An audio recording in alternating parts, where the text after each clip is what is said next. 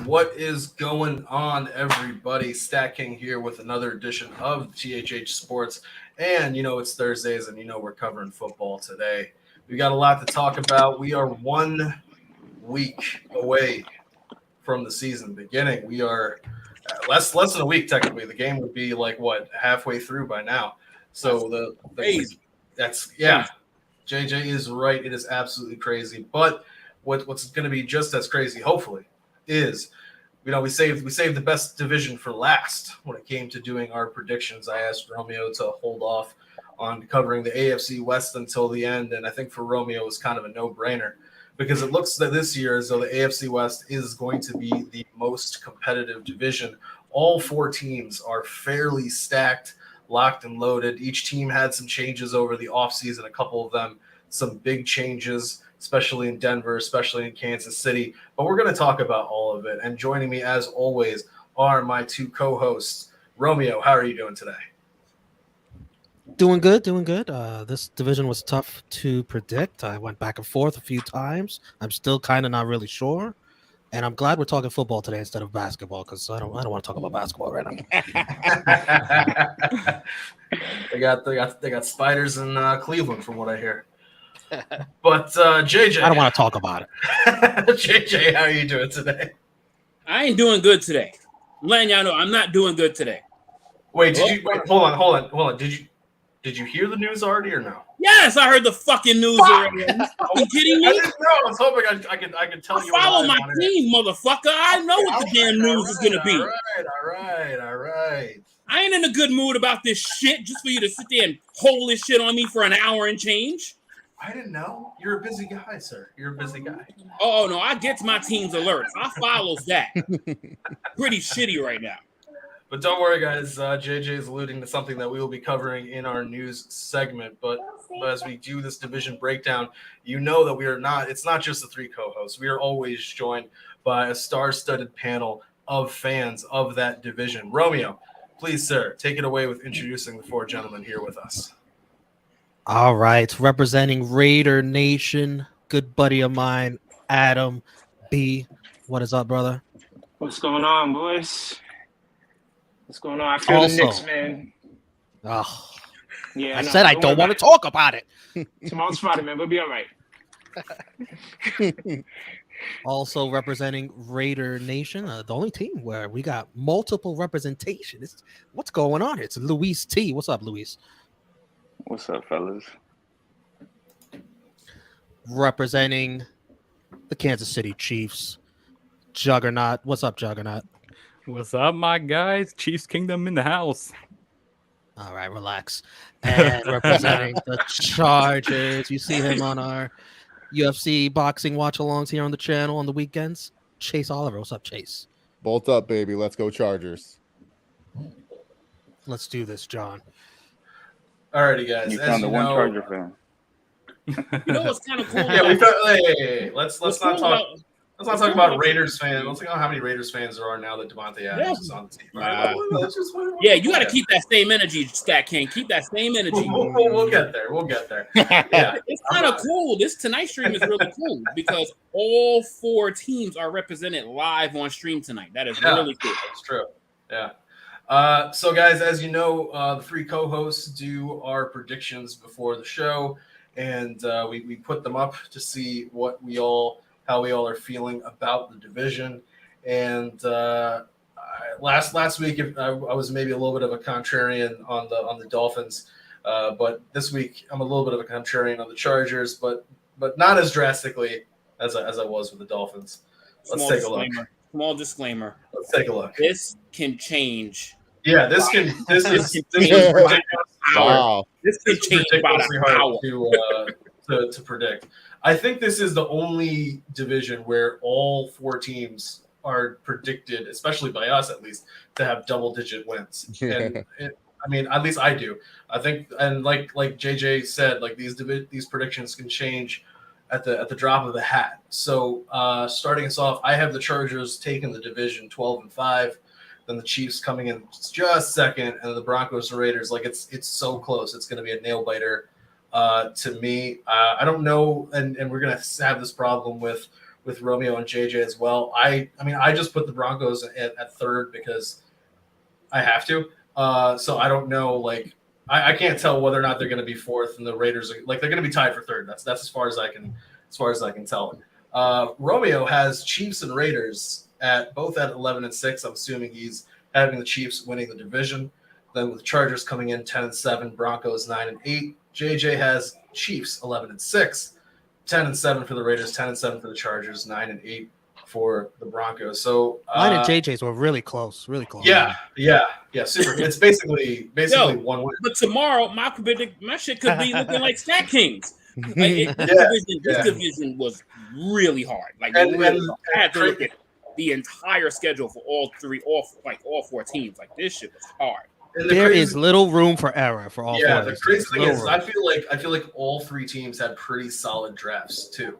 Like, not only did we saw as soon as free agency started, I called it the nuclear arms race in the AFC West started with the trades and the signings. We saw Khalil Mack coming over from the Bears. There's just on the defense, it was crazy, and that's even before we touch the offense. Seeing the addition of Devante Adams for the Raiders, the loss after it feels like 8 years or so of Tyreek Hill being in the AFC West. He's now with Miami. He's got Tua throwing to him. He doesn't feel it's going to be a problem. He feels like it's the most accurate quarterback in the league, apparently. We'll see how that works out for him. But this is going to be a really, really crazy competitive division. So normally I'm the guy who kind of tries to push a lot of the questions, but since I am in the division conversation, stay out of this, bastard. Yeah, I'm gonna turn this one over to Romeo and JJ. Feel free to start with whoever and whichever team you would like. You can start, Romeo. Oh, I did not have questions. I thought you were gonna have the questions. No, of course I'm gonna have questions, but I figure you can start off. You can, kick us off. I don't even know where to start. Hold on, let me get my notes. I mean, I have a question that I want to ask. Go ahead. Yeah, StatKing. Take control. Take control. All right. He lasts Prepare for 31 seconds from staying away. For my Kansas City fans, how do you feel about losing old Tyreek Hill and replacing him with Juju Smith-Schuster?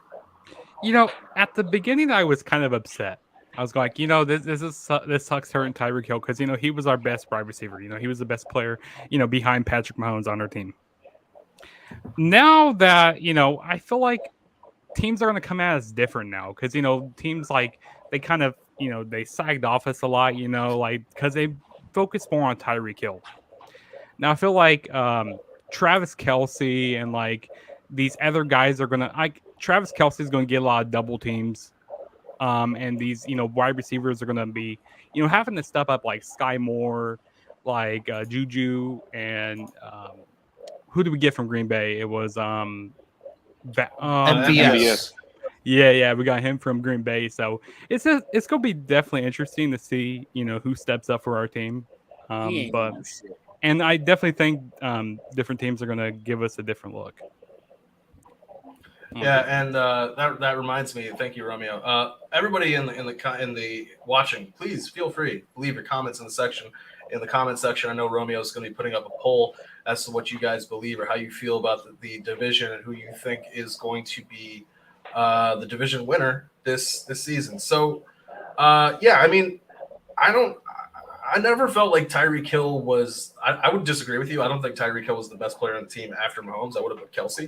Yeah, just because of how game changing Kelce is, and to me, he always he and Rob Gronkowski were two tight ends who was like the game could be lost almost or feel like it's lost, and then all it takes is two quick passes to these guys, and all of a sudden it's a completely different game and the tempo has changed.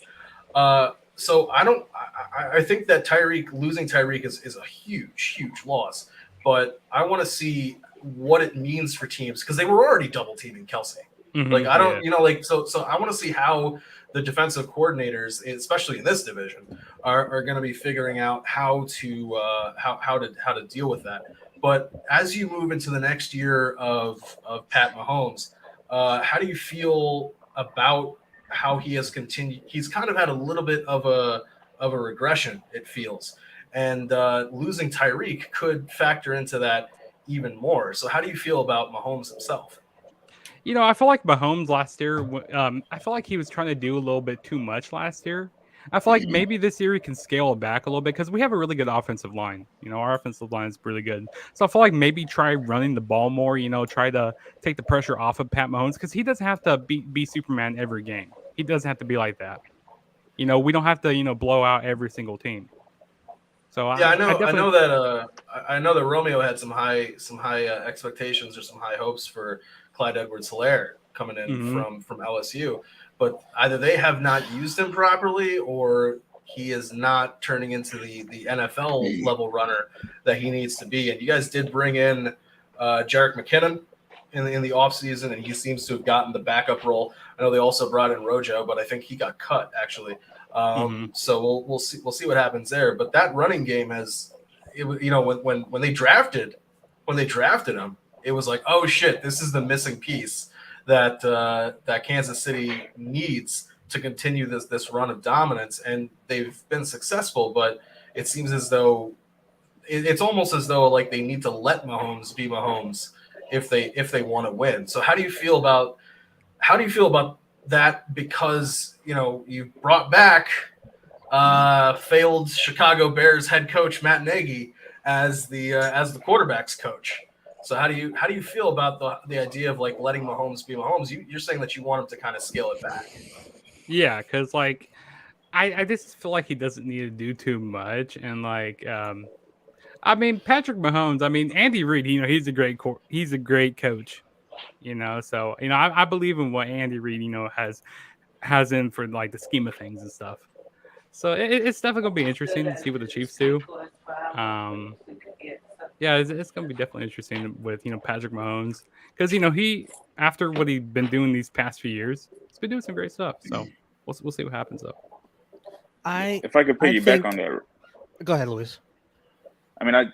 People forget that over the last, 5-10 years, Juju has 2 of the longest touchdown catches in the NFL. Mm-hmm. Yeah. And I hate the Chiefs, but if you got somebody like Kelsey taking double teams, you're going to leave Juju one-on-one. We saw what he could do as a second option when AB was in Pittsburgh. So, that's another thing that's going to open up the offense. And, they still got Hardman. They got speedsters over there. So, they don't need him to be the focal point of the offense. But if he can get open, he can get some separation. It's not going to be that big of a loss, especially with Mahomes at quarterback. Well, I think Romeo should be chiming in here to say maybe he's got to be doing TikTok dances. He's not. Yeah, he needs to quit doing those. He needs to quit doing it on the center of the field. Like, he needs to quit doing it on the logos. Like, no. He needs to. Ball's going to be in the air, and he's just going to be like, hey, guys. That's why I passed on him in fantasy, because we don't get points for TikTok dances in fantasy football. So if we did, I would have scooped him up. But let me do a smooth transition here, because I was having a debate in a sports chat earlier where I feel good about Mahomes going into this year because he still has that weapon with Kelsey, no matter what. Whereas I was debating that Aaron Rodgers, he lost his top wide receiver target too, but he doesn't have a Travis Kelce. And that transitions into the discussion of Devante Adams going to Las Vegas to team up with his former college teammates, Derek Carr and Adam. How did that make you feel when that trade went down and he got paid? I was ecstatic. I'll be honest with you. Most people don't know, Devante is my favorite. Was my favorite receiver always. Always rooted for him, even when he was in Green Bay. Now having him in Vegas is kind of similar to how Mookie was when he got traded to the Dodgers. When my favorite player comes to my favorite team, it creates magic. Now I feel he's going to shine. He's going to get doubled, just like Tyreek Hill was getting doubled. It's going to free up everybody else on the offensive side of the ball. Have some concerns on the offensive line, of course, but I think he's going to have a great year. He's going to have something to prove. And I was excited, man, and I still am. I cannot wait for week 1. In fact, Lewis, how much better can Darren Waller get with Devante Adams out there causing all that chaos too? I mean, priority is him staying healthy. I mean, we saw what happened last year in that Dallas game. But, I mean, we know Waller. He's a top 5 tight end. I got him. I mean, Kelsey, Kittle, Andrews, Waller, Pitts is getting up there. Dalton Schultz. But, I mean, it's slim pickings. And he's a mismatch for tight ends. He's for linebackers. He's a mismatch for safeties. You got Adams, who's going to demand at least a double team. And if it doesn't help Waller, you got Renfro that's over here breaking ankles left and right. He's running 2-3 different routes in one. I mean, honestly, it's going to come down to the offensive line. If the offensive line can give him time to get the ball to them, it's going to be a problem for anybody. I mean, we heard what Derwin James said. Hunter's a problem, and nobody's even talking about him right now. Hunter's a dog. I will never understand when it comes to the offensive line why the Raiders traded away Hudson and then just let somebody else walk. Like they just they traded Hudson and they traded Gabe Jackson to the Seahawks. That was a Gabe Jackson. Yeah. It was more about, I think they wanted to get paid and they needed the flexibility to pay other people. Yeah. Yeah. But What happened with Leatherwood? He's just a fucking bum. oh my goodness. Don't say that. The Bears fans are like, oh shit, we got a Leatherwood. Oh, they can pair him up with that bum Tevin Jenkins. Now, StatKing, I'm also from Fresno, so when we got Adams, Fresno State connection, Bulldog bread, baby. So yeah, sure. I mean, that's been a few years in the making. I told Carr a few years ago at training camp, I'm like, hey, when you get an Adams, he just smiled at me, and hey, here we are 5 years later. Yeah, StatKing. You lost your tight end, but for good reason. Yes. Because you got Russell Wilson. Is Russ going to cook? Listen, I'm conditioned to hate him, like I've said many times before, because of that Super Bowl. However, yes, please explain for our viewers who don't know the connection. They lost the Super Bowl to the Seahawks. I think we all know what happened. Not just lose. They got I think we crushed. all know what happened. The number one offense got crushed. Wait. What was that first? Hold on. Wait, hold on. The Chargers fan isn't talking about making it to the Super Bowl, right? We made one loss to the 49ers. It's all right. Right, but no. I meant in the past. I meant in the past decade. The past decade. The Raiders haven't made one in the past decade. Broncos made it to 2 in the past decade, sir. I mean, I'm just saying, like, figure out how to kick field goals, then we can talk. Yeah, we'll get. We have a kicker now. They got the energy I was looking for. Figure out how to kick field goals. Figure out how to get that head coach. We have. Sorry. Okay, wait. So you solved one problem. Now figure out how to teach your head coach how to do clock management and game management. Yeah. And then come talk to me. Take your motherfucking host hat off and get in this motherfucking division scuffle. I do want to ask. I want to ask something really quick to both Lewis and Adam. Y'all both, either one of you can answer it or both. With how Derek Carr played last season, he threw for almost 5,000 yards without Devante Adams. Without Darren Waller. Do you guys think that there's not enough respect being given to the Raiders right now with the Devante Adams addition, and how you guys are almost never being picked to win a division when y'all could easily win this division? I love being under the radar, man. I love being under the radar. I'm totally fine. The Chargers are the sexy pick. Every time I watch them get up, and they made a lot of moves, don't get me wrong. But it's what's on the field. Chandler Jones was a very sneaky trade that I absolutely love. This is coming from a Chiefs fan. Okay, this is coming from got it. Yeah. Okay. Yeah. So I know. It's I'm hopeful. I'm a very optimistic person. So yeah, I know he has a chip on his shoulder. I'm pretty sure he heard, or maybe he did it. Maybe he been heard about the whole Gruden, Brady, Gronk thing. Whether it's true or not, I tend to think it is. I tend to think Gruden and that whole debacle, him and May and you know what I'm talking about. The draft. Mayock. I'm glad they got Mayock. I'm glad they got rid of everything related God. to him. Oh God, yeah. Yeah, I'm glad they got the combo of him and Gruden was fucking death to your team. I know. And then when they signed the whole 10-year deal, I had the side eye because it's not 20 years ago, and Gruden. I knew Gruden was going to be able to get it done, and everything that went wrong last year, he still threw for 5,000 yards. And you see part of comments like that, what you just saw. Again, you see that, but the Raiders lost to the team that went to the Super Bowl in the playoffs and barely lost to them. Mm-hmm. People tend to forget that phantom whistle in that second quarter phantom whistle. That was bullshit. I mean, I don't say that they don't score a touchdown, but you never know. Hold them to a field goal, it's a different game. I got a question for the Raiders fans. What the hell are you guys doing with Josh Jacobs? Because I know you guys drafted the Zamir White, I think his name is right. Yeah, like it seems as though they didn't do the 5-year 5th-year option for Jacobs. It seems as though it's almost as though he's in a prove it year, even though he's kind of proven it every single year. Like he hasn't been a bad runner, and you can make arguments that like that offensive line and losing those pieces really hurt him. I mean, it seems as though they're already willing to just let him like go out the door, it seems. So I wanted to know how you guys feel about Josh Jacobs, because like we know Waller's gonna get his, we know Devante Adams is there, but the running, to me, I'm always a complimentary football person. So the running game has to be there as well. And I want to know how you guys feel about Josh Jacobs and the team drafting White. So I mean, if you don't mind me taking this one, I get it. It's a new regime. McDaniels comes from New England, where they've never had a feature back. They've always been running back by committee. Yeah. So I get that. Zamir White, I mean, that from what I've seen, I didn't watch a lot of his games in college, but he seems like a capable backup. They obviously cut Drake, and because Abdullah was tearing it up in training camp in the preseason.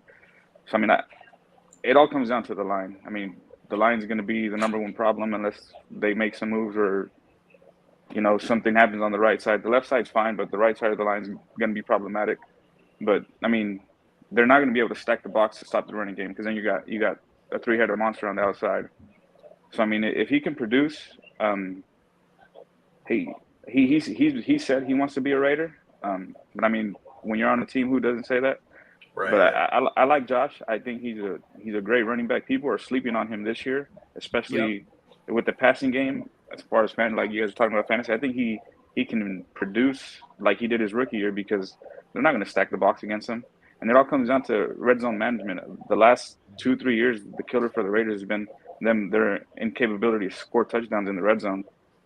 And if they can fix that, I mean, McDaniels, their starters didn't play at all in the preseason, and we saw what they did to the Mac Jones. I think played the whole first half of his last game, and their defense shut him down. Their backup defense. So, I mean, we'll see. It'll be interesting. If they move on from Jacobs, it's going to suck. But I mean, that's why they drafted White, in my opinion. And if he can produce, keep it going. They have Brandon Bolden there too, that came from New England, so they kept him. So we'll see. I mean, it'll come down to the line.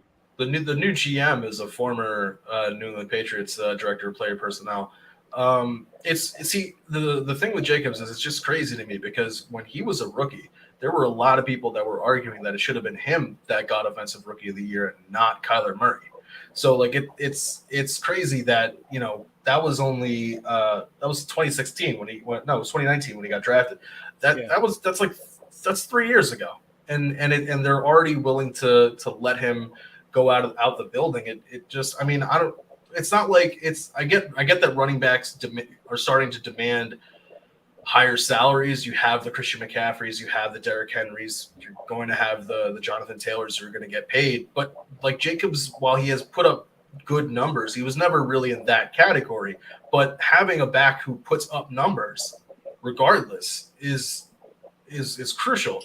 So it's part of me feels as though there's a possibility that the Raiders are just going to be almost a little bit run first in a sense, to just kind of get everything they absolutely can out of him this season. And then it's like, all right, we drafted Zamir White. You can you can go to whatever team's going to take you. But also, Jacobs has been unlucky for the past couple of years with injuries. Like, That's people true. don't realize he missed a lot of time, and he dealt with a shoulder injury for most of last year. I mean, dude, you have a shoulder injury, you're a running back. It's a bad combination. Yeah. So you're going to miss time. And That's the thing, though. He hasn't missed a lot of almost time. ran for 1,000 yards and had 9 touchdowns. Like, he's played through injuries. He played with a messed up shoulder his rookie year. Like he if put up numbers. if the Broncos didn't have Javonte Williams, I'd be happy to have Jacobs on the team with Melvin Gordon.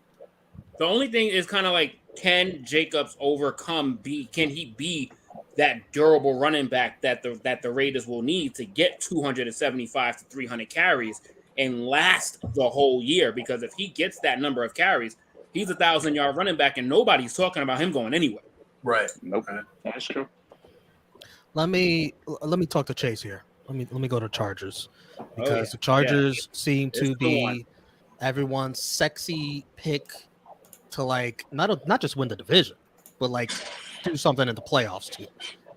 And I have them, winning one more game than they did last year.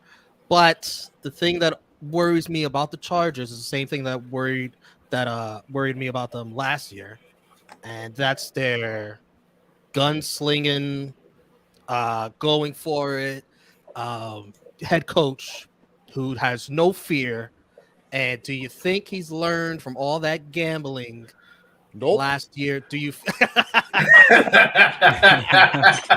If there's any, I watched an interview with Brandon Staley. They were asking him, Coach Staley, what lives in your head? He's like, that Raiders game. It's still in my head. I still think about that game. So pretty much, man, this guy has not learned anything. And you know what? I will say this. The Chargers are in a weird place in LA because I'm from Los Angeles. So I kind of get the optics and stuff. The Rams and the Chargers, for most of the time, no one gave a shit about us. It was Raider country. It was Packer country. We still have Cowboys fans everywhere. Niners fans are more prevalent.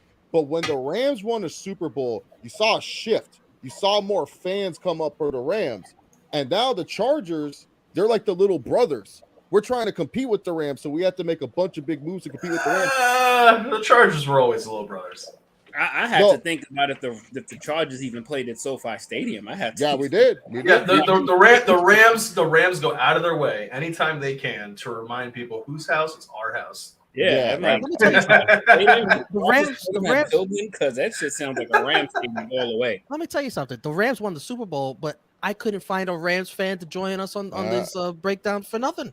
Maybe they're camera shy. Maybe they're not like Sean McVay. They don't like the cameras.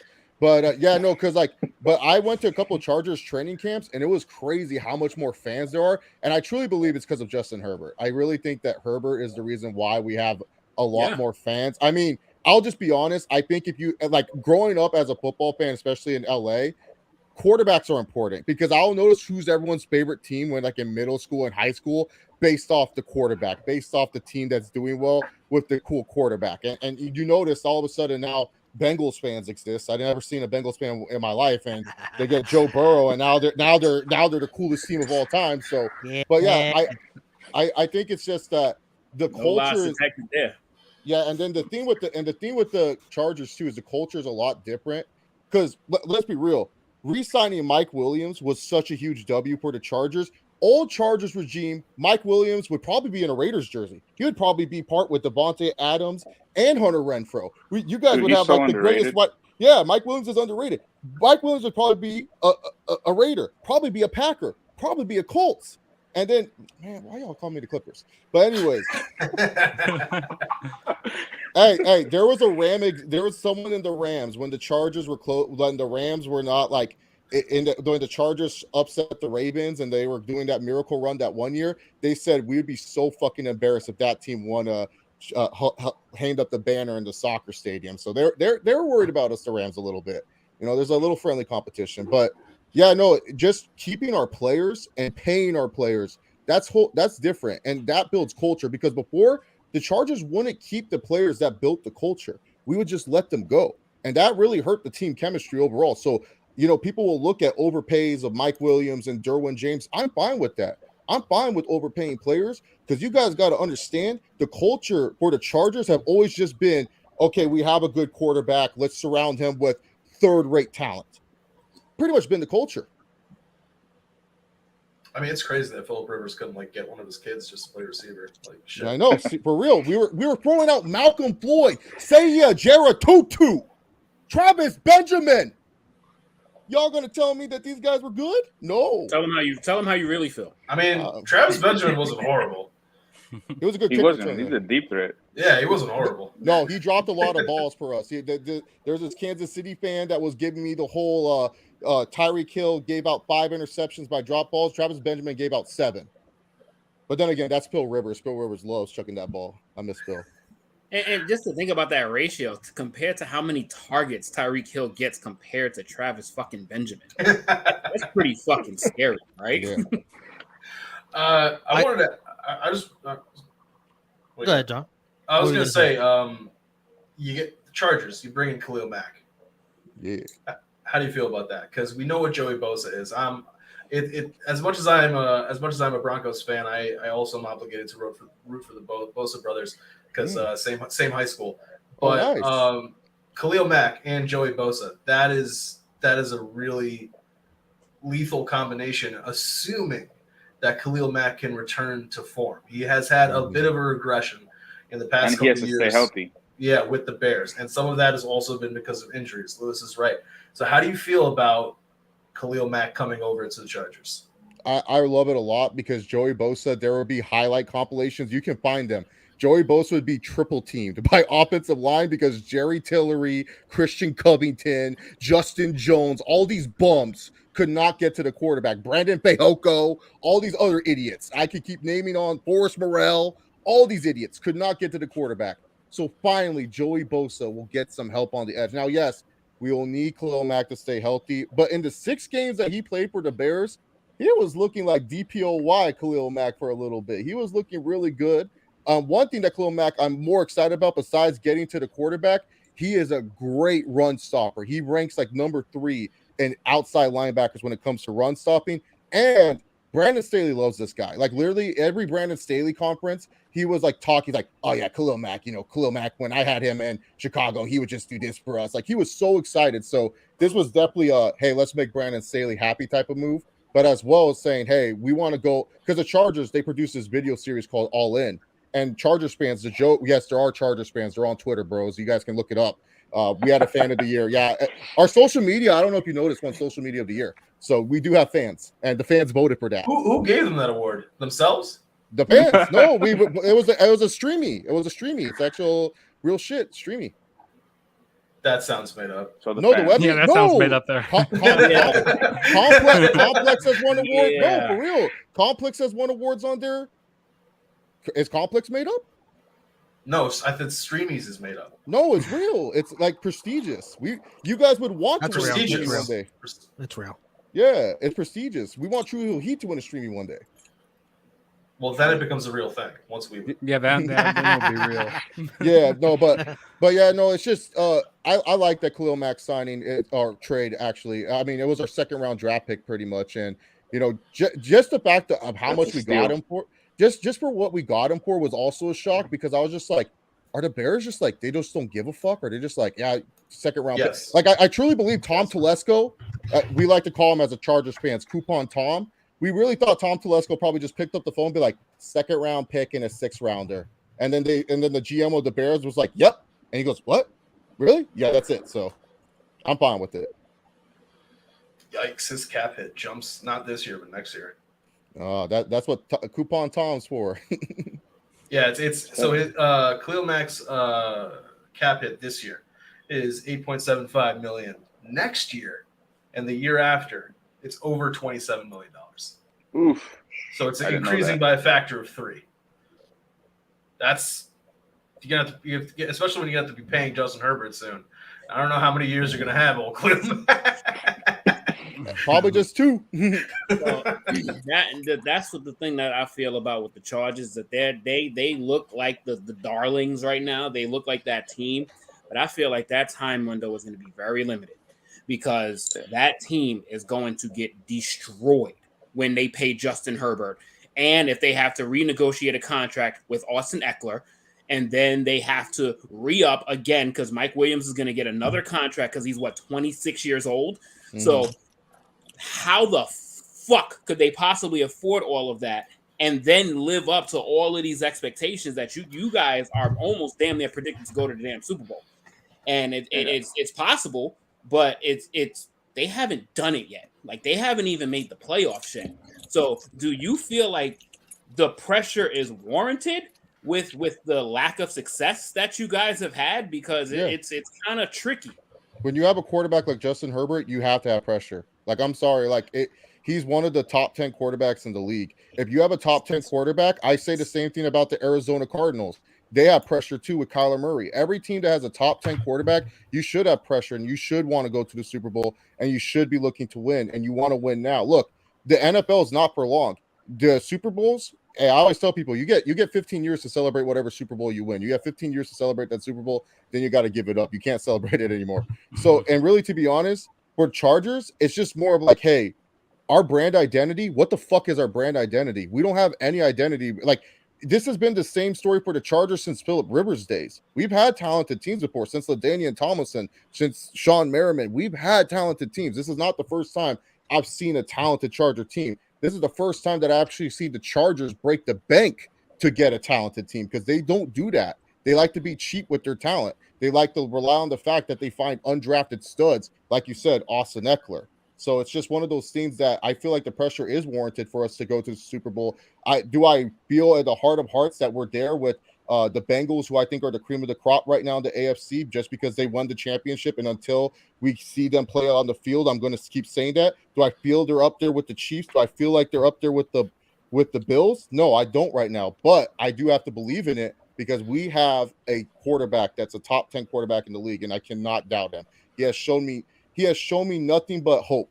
And I can say that more than Phillip Rivers has shown me. Phillip Rivers used to give me heart attacks. Like, I love Phil, but he used to just swing that football. Justin Herbert, I just never seen a guy.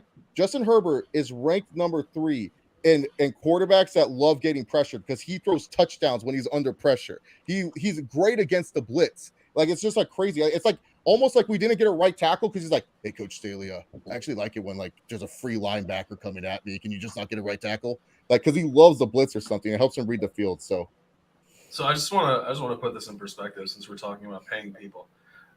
Mike Williams is in year 1 of this contract, and in 2023 the cap hit's going to be $19 million, and then in 2024 the cap hit's going to be $27 million. Herbert is in year 3 of his rookie deal, which means paying that man, it's going to have to be next year, because they're going to do that 5th-year option, and then he's going to ask for the money. And Austin Eckler is in the 3rd year of a 4-year deal, and his hit right now is $7 million. Herbert alone is going to be asking for roughly a $50 million a year hit.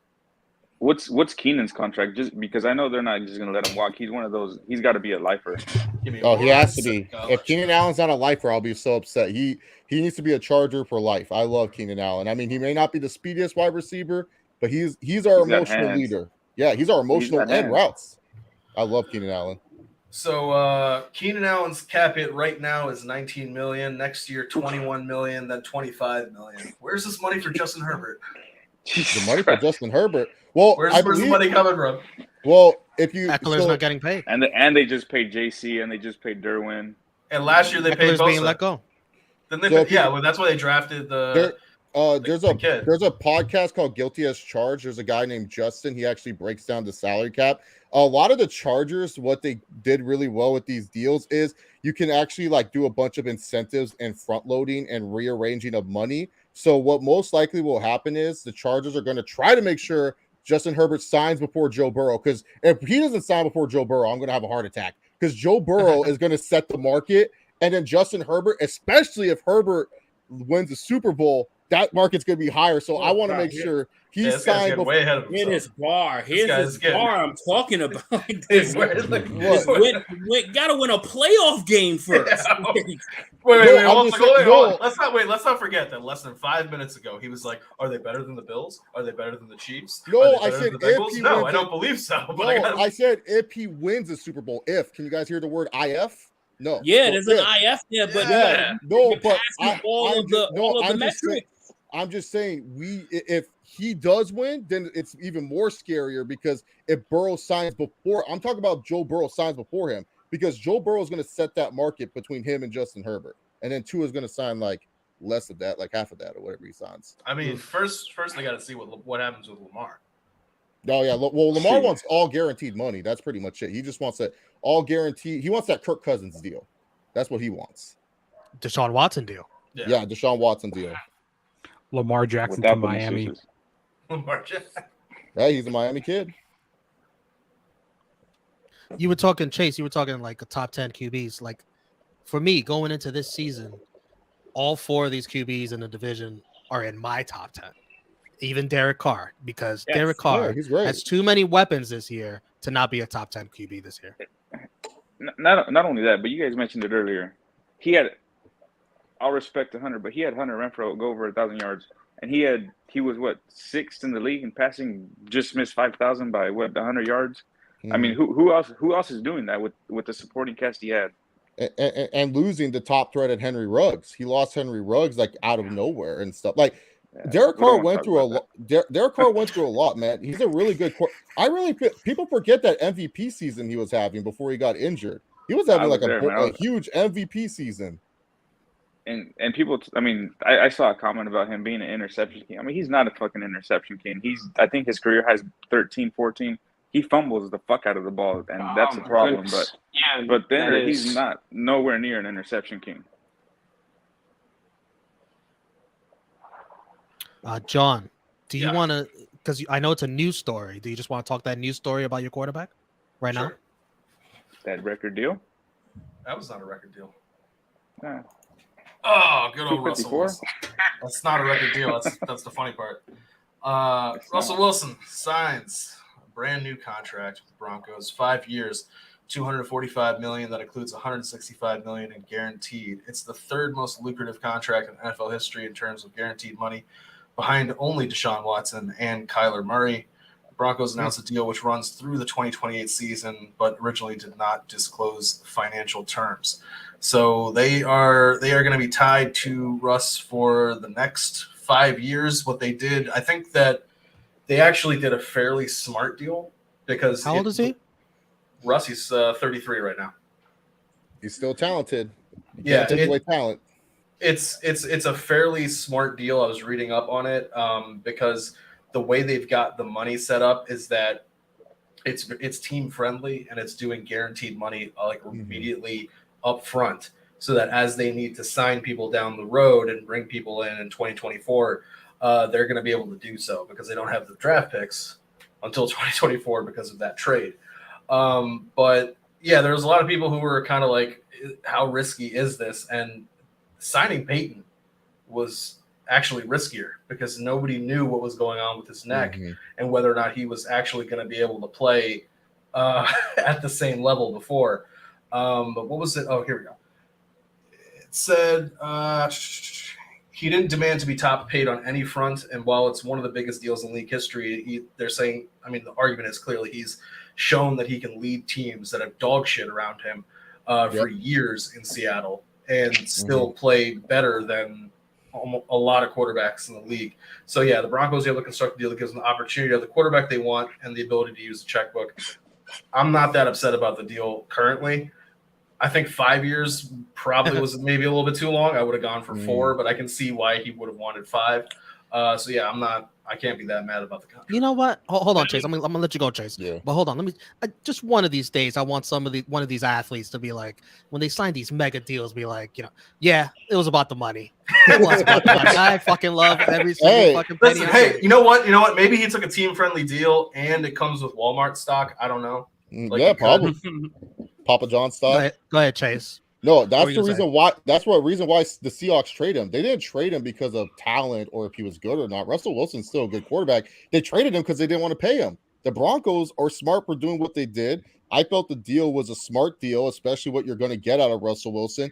And by year number 3, it's a tradable contract because there's going to be the Jaguars or some dumb team out there being like, oh, yeah, we'll take a flyer on Russell Wilson. So the Broncos did fine on this deal. And that's where, John, when you were asking where's the money for Herbert, I was going to put in, that's what most of these deals are for the Chargers. A lot of the guaranteed money is already guaranteed to these players, minus Khalil Mack.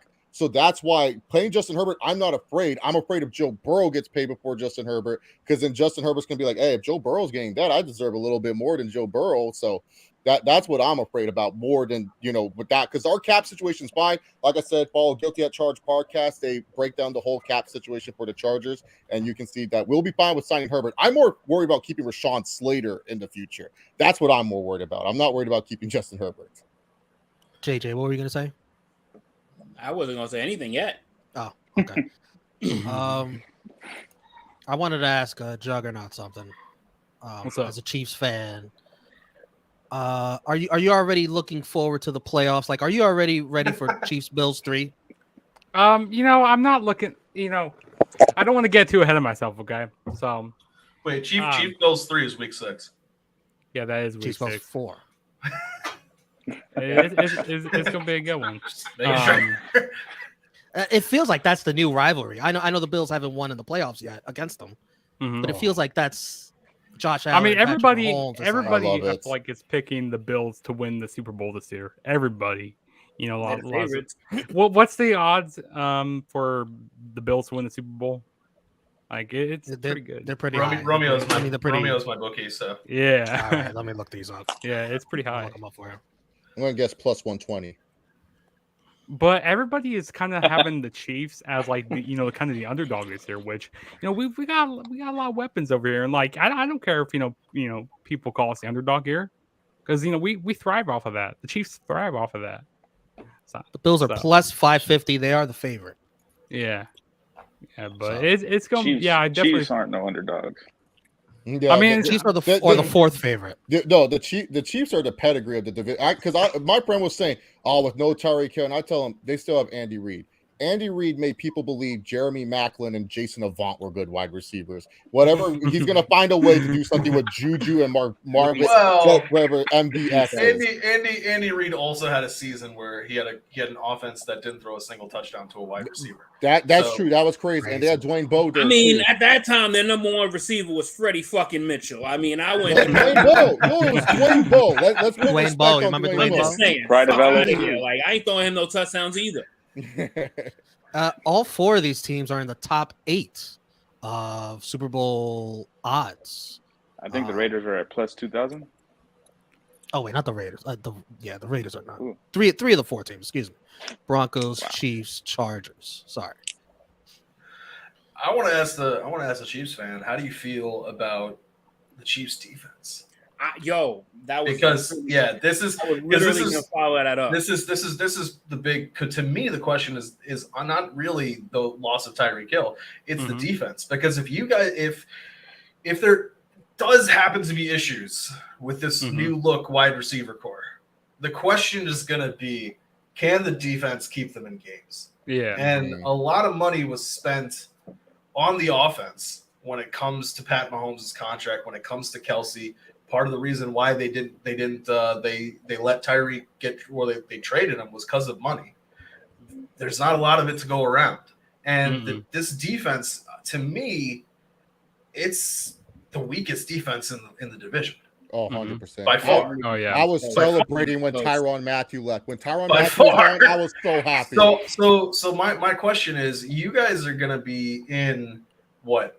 1, 2, 3, 4, 5, 6 division games that are going to be on paper shootouts. Do you think this defense can stack up? Because those are just 6 division games. You're also going to have to face Tampa Bay. You're also going to have to face Buffalo. You're also going to have to face the Titans. Tennessee. You're also going to have to face Cincinnati. You're also going to have to face the Rams and the Bengals. It's wild. Like that, and the Cardinals. This is shootout city. Yeah. And then you lost Tyreek Hill. Yeah. So I how do don't you think they played Tampa Bay this year. I don't think they played Tampa Bay. We played Tampa Week Bay. 4. I think week 4. Yeah. Week 4. Yeah. At Tampa. Extra At game. Tampa. It's that extra game. Oh, that's the 17th game. Oh shit. Yep.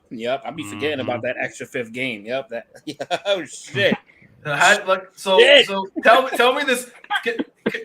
Convince me that this defense is going to be able to help you and not be a hindrance. I mean, this defense is going to be iffy towards the beginning of the season because, I feel like that's how it always is. And then towards the end of the season, we start to get it together.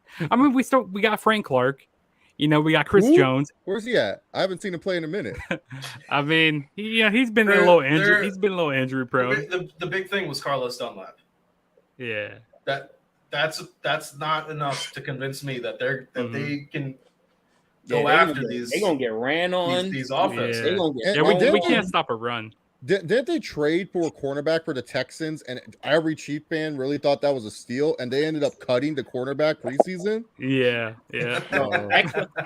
Eckler, Jacobs, and Devante is just like, wait to get to that defense. Yeah, our defense is gonna struggle a little bit throughout the season. I mean, but I think maybe towards the end of the season we'll start to get our pieces together. Towards December, November, December, we'll start to get together. But we got George Karlaftis. I always say his name wrong. I can't pronounce it right. From Purdue. We got him on the edge, so it's gonna be interesting to see what he does. But yeah, this defense is gonna be iffy. I'll tell you that. We're going to get ate up on the run a lot. If you can't stop the run, it's like trying to stop a runny nose. I mean, that's going to be hard. I mean, sometimes it's hard to stop a runny nose. And the other problem with the Chiefs defense that they're going to face too is that Patrick Mahomes doesn't like to have long drives. So he doesn't hold the ball for very long. So his drives are less than 2 minutes usually. Yeah. That means that's throwing that defense right back on the field. They're getting almost no rest because Patrick is trying to fly down the field. So they have that was part of the problem last year. They tried to go for longer drives, and a lot of the times it backfired on them. Yeah, so it's going to be interesting. But I like what I've been seeing in the preseason. I mean, it's only preseason. Preseason doesn't really matter and stuff. But I like what the defense has been doing, like in that Green Bay game. They were playing pretty good defense there. Yeah. But yeah, it's definitely going to be interesting. I think it's going to all matter down to what the defense does. Y'all gonna have to learn to run the fucking football. That's what y'all gonna have to learn to run that. Y'all gonna have to realize y'all got multiple running backs back there. Yeah. Handoffs. Andy Reid struggles with that at times because even when he had good running backs and back in the day with your Brian Westbrooks and shit, he sent him out as a fucking receiver all the fucking time and routes all the time. So they still never ran the ball. Yeah, like I said, the Chiefs we definitely need to run the ball more this year, And like I said, taking the, pressure off of Patrick Mahomes a little bit, have him running the ball more, and more time management and stuff, clock management, maybe having Patrick Mahomes, not do those 2-minute drives so much. I mean, yeah, you need to do those 2-minute drives, but, not doing it as much, putting the defense right back on there on the field, time clock management. So, yeah. I think that's why the Chiefs brought in Jerick McKinnon, if I'm being honest. Because he's a receiving back. He's not a running back. He's a receiving back. But he proved to be a capable backup to Dalvin Cook in case anything happens. That's still not answering the question though. They got to run the football, hand off from Patrick Mahomes. I understand that. Andy Reid does not know how to do for shit. I'm saying they're going to be doing dump offs like a motherfucker. A 3-yard dump off is the same as a 3-yard run. Shovel pass. That's Andy Reid's bread and butter. Let's do screen pass. Let's do screens. I'm saying that's why they brought in Jerick McKinnon. John, let me ask you a Broncos question. What's your biggest concern for the Broncos this year? What are you worried about? Middle linebacker, by far. Middle linebacker by far, because it's Josie Jewell, and that's about it. and he is not like the greatest when it comes to being a middle linebacker. I feel like the pass rush is going to be all right. It's not going to be on the level of Khalil Mack and Joey Bosa. It's not going to be on the level of the Raiders either. But I don't think that they're going to be like crazy slouches. The Broncos have had serious pass rush issues the past couple of years. They never, I think, out of all of the years that Von Miller and Chubb were on the team together, I think as a duo, they played maybe a season. If you combine all the games, it's a season. So they've had some serious pass rush issues. That's one of the reasons why they drafted Nick Bonito. But the tackling in that second level before it gets to the secondary, that to me is going to be the big question, especially when you've got two teams with incredibly capable tight ends. That's going to be how those teams are going to be able to move the chains against the Broncos. So to me, it's the tackling when it comes to that middle linebacker position. I have some fun questions for all of you to answer. I'll start with this one. Rank your hatred of teams in the division 1, 2, 3. 1 being the most hated, 3 being the least hated. Who wants to start? Go ahead, Lewis. Just because of the way it's been for the last 10 years, Chiefs number 1, Broncos 2, and the Chargers. I mean, the Chargers are like little brother, man. I don't think anybody's gonna hate the Chargers. But I mean, Chiefs and then Broncos, Chargers 1, 2. Raiders fans think alike, man. I should have went first. Yeah, Chiefs. Chiefs first. Chiefs what? 5 years in a row. I mean, we beat them 2 years ago in KC. Yeah, I know. Yeah, before it was the Broncos for 4 years in a row. Yeah. Yeah, and then the Broncos, Russ Wilson, letting them cook, and then the Chargers. Come on, man. We love y'all. Steely's our MVP, man. Juggernaut, how you rank your hatred? Okay, so I'll say number 1 is going to be the Raiders because I just never liked the Raiders. Number 2 is going to be the Broncos, and number 3 is going to be the Chargers. I don't really have hate for the Chargers. The Superchargers, I don't really have hate for them. I actually kind of honestly, I think it's a situation where the 4 other people representing other teams just feel bad for the Chargers. I don't think it's a hate. It's just like if they could get out of their own way, maybe they'd be all right. Oh, yeah. I remember watching them go 14-2 and losing to the Jets, I believe. Oh, Sean Green. I'm convinced Rex Ryan paid Antonio Cromartie that game not to make the tackle. That was on my birthday. I had the worst 16th birthday ever. Fuck Sean Green. Hey, Sean Green, you can burn in hell, you piece of shit. I don't care. Damn. I feel like he hates Sean Green more than he hates any other team. Oh, yeah. No, so I don't honestly, because I go to a lot of games, all the fans are cool. I like the fans. In fact, they'll say, hey, you know what? We don't make it. I hope the Chargers do. So they're all cool. So this is my hatred's more of how much I feared them if I got into a fist fight with them. So number 1 is the Raiders. I mean, that's fair. No, I've seen shit. I don't want to fight a Raiders fan. And if you say you're a Raiders fan and you're a Dodgers fan, I'm out of there. I'm not even going to argue with you. You won the argument. I'll step aside. In a fist fight. Number 2. The Raider fans are on a different level. Yeah, they're scary. Man, I've seen so many Raider on Raider fights. It's insane. They don't even fight the other team. They fight each other. Number two. Now it just depends, but it's I would say Broncos fans, but they're really nice. It's just like if you get one that's just like really, really on edge for whatever reason, maybe didn't smoke their marijuana before the game or something. Like it just depends. But number 2 is Broncos fans. And honestly, even though I should probably hate the Chiefs with all my passion, they're the nicest fucking fans I've ever met. Like they invite me to their tailgates. They go like, hey man, we love the Chargers. Oh, those powder blue jerseys are just beautiful. They're just nice individuals. So winning a championship will make you really nice. Yeah. Well, this was before. I went to Mahomes' first game. And that was like this was before the Chiefs were supposed to be good with Mahomes, and we were talking. Last game of the season. No, his first start, like when his first actual Yeah, it starting was like season. week 17. No, his first actual starting season. So in 2018. Oh, okay. Yeah, okay, 2018. okay. Yeah, 2018 Yeah. against the Chargers.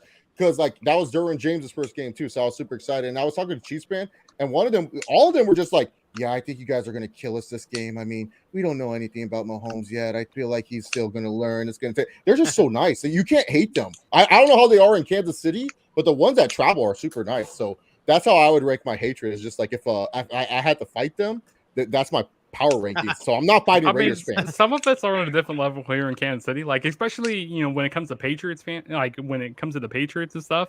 Like, I went to the what was it? I went to It's funny. I hate more teams out of my division. Yeah, me too. Yeah. Like, no, because the thing is, growing up in California, you grow up with Raiders fans, so you meet like your friends from middle school and high school who are Raiders fans, and they're not like Oakland Raider fans, so I can't get pissed at them for liking the Raiders and stuff like that. Like it's one of those things where I don't hate Raiders fans as much as other people and stuff like that. Mm-hmm.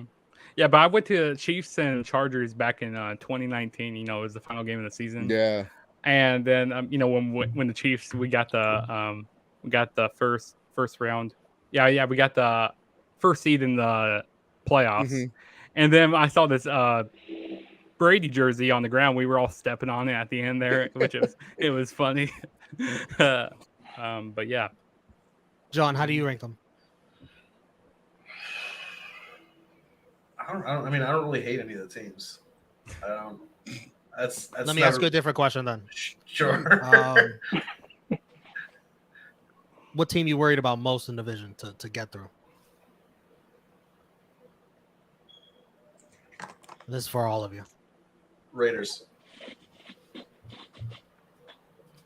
Chiefs still.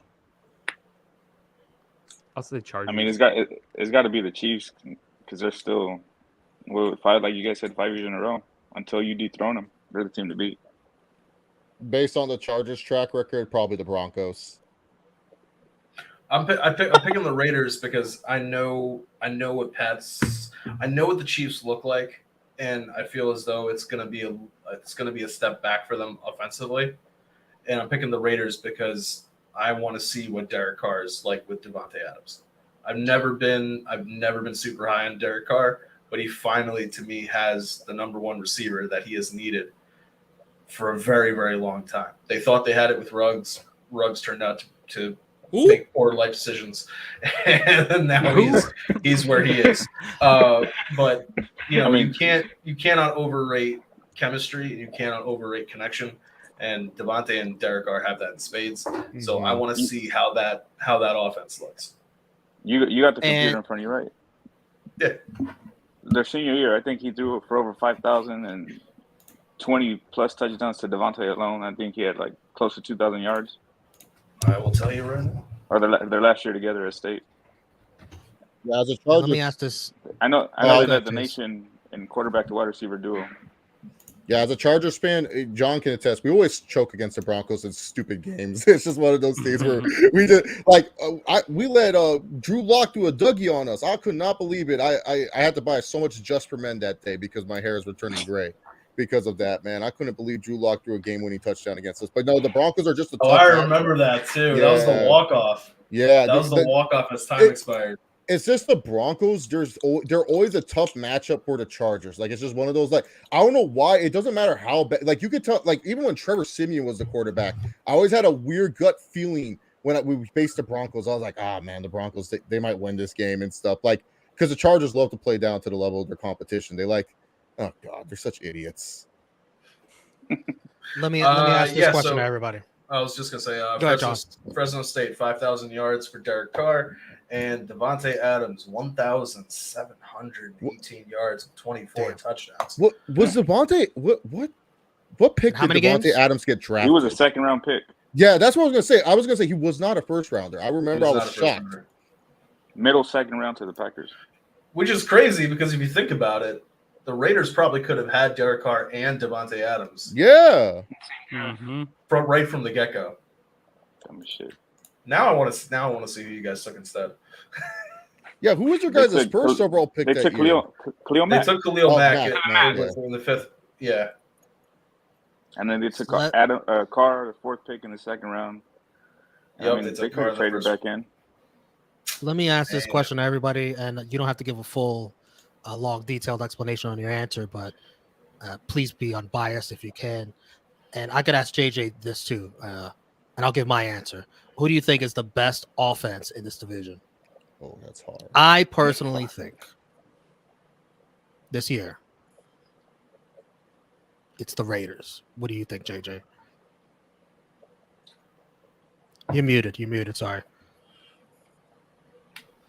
Wait, but the team, you said the Raiders. The Raiders Best what? offense. Best offense. Ooh, hold on. I gotta go with the Chargers. I gotta go with the Chargers. Like they're even their 3rd and 4th receivers, man. They're some badasses, man. Like nobody even's talking about Joshua Palmer, and he's a Yes, fucking dog. sir. I love that Jalen guy. Guyton. There's gotta be the Chargers, man. Chase, who's the best offense? Oh man, I'm gonna go with my team, the Chargers. We have great running back depth. Wide receivers are crazy. The only weakness is tight end, and Justin Herbert is just. I don't know how this guy throws the football. Sometimes it's just rockets. It's just amazing. So I got to go with them. Juggernaut. Yeah, I have to go with the Chargers as well. Yeah, I mean those wide receivers there that they got this year. I mean, and that it's gonna be interesting to see what the Chargers do. Lewis, I don't know. Like I'd rather have Devante and Renfro and Waller. I think Jacobs, who's the best offense? Moreau. Yeah, you got a point there, but this is year 1 of this offense. Like this whole offense is unproven.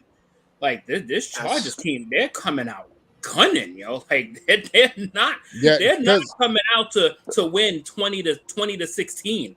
They trying to drop 30 every day, like every single Sunday. And this is a fun fact too about Justin Herbert. This is his first year since his senior year in high school where he actually has his head coach and offensive coordinator hasn't changed. His time in college and his time in the NFL, he has never had a consistent head coach and offensive coordinator. That was a big concern coming out of college. Everyone's like, well, he had to play under 4 different systems.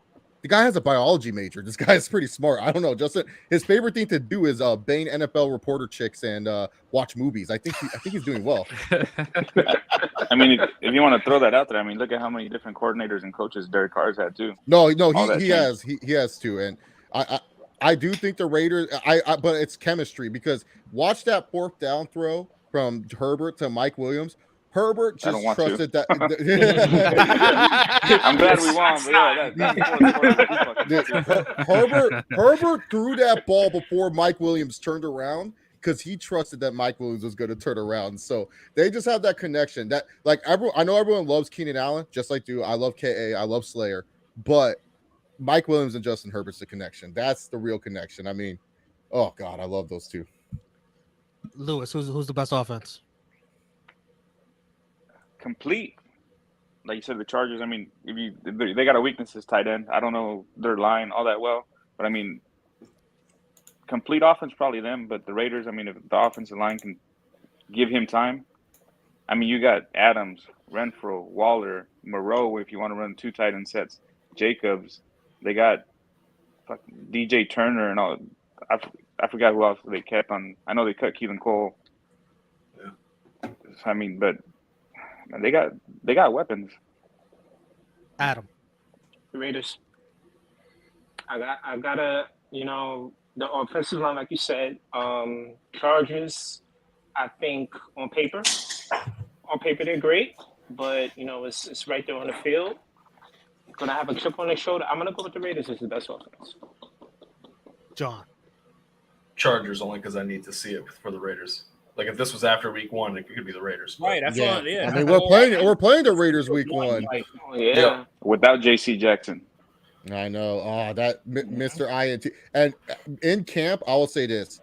If you ask me, Chase, who's the best Charger on your roster, I would say it was JC Jackson. He was phenomenal in camp. Holy shit. Like, just the way that he was reading Herbert's eyes. So Herbert tried to do like a pump fake. Herbert's really good at you doing the pump fake and everything like that. So he did a pump fake, did another pump fake, switched to ice to Williams, switched to ice to Allen. J.C. Jackson did not get fooled one bit. Ran the same route as Keenan Allen, picked up Justin Herbert, and I said, "Holy shit, we finally have a number one corner." And now he's hurt, of course. He's only out the first 3-4 weeks. You know, I don't trust that. We're the Chargers, man. Every time we have something exciting, Chargers gonna charge it. Yeah, we're gonna get Chargers. We're just gonna injure. We're gonna have some injuries, man. So I hope it's 3 to 4 weeks, but then all of a sudden I'm gonna be like, "Yo, where's J.C. Jackson?" And then I'm gonna hear Ali LaForce say, "J.C. Jackson is not available to play. Brandon Staley, he's in emergency situations," and I'm gonna be like, "Great, he's not gonna play till like after the bye week." And here's a question we've asked every division preview. I want all of you to think of the other teams and think of a player from another team in the division that you would like on your team this year to help this year. The three of us who are here every week, we'll start so you guys can have a little time to think, because we'll talk about our teams. And for me personally, for the Jets, I would go with Patrick Mahomes. Sorry, not sorry. I'm not sorry. I'm gonna be obvious. Wow. Sorry. But that means you get Jackson and Brittany. Are you sure you guys? That's worse for New York media, Romeo. You're not thinking of that aspect. Jackson Mahomes in New York? That's trouble. That is scary.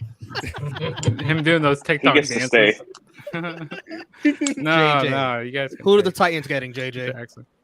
You see, now this was the division. And you better pick a quarterback. Obvious choice, right? This is the obvious choice division for me. This division, I'm taking motherfucking Justin Herbert off that team. Yeah, Jay Herbert. This is the division where I was waiting to take that young gun. Like, come on. We already got the defense. You give Derrick Henry that motherfucker? That's scary.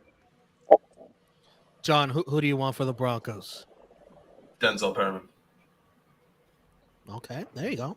Every single time that you have asked me this question, I've taken a middle linebacker. Every single division, I've taken the best middle linebacker. All right, you guys have had time to think about it. Who wants to go first? Who are you taking from another division? Another team in the division.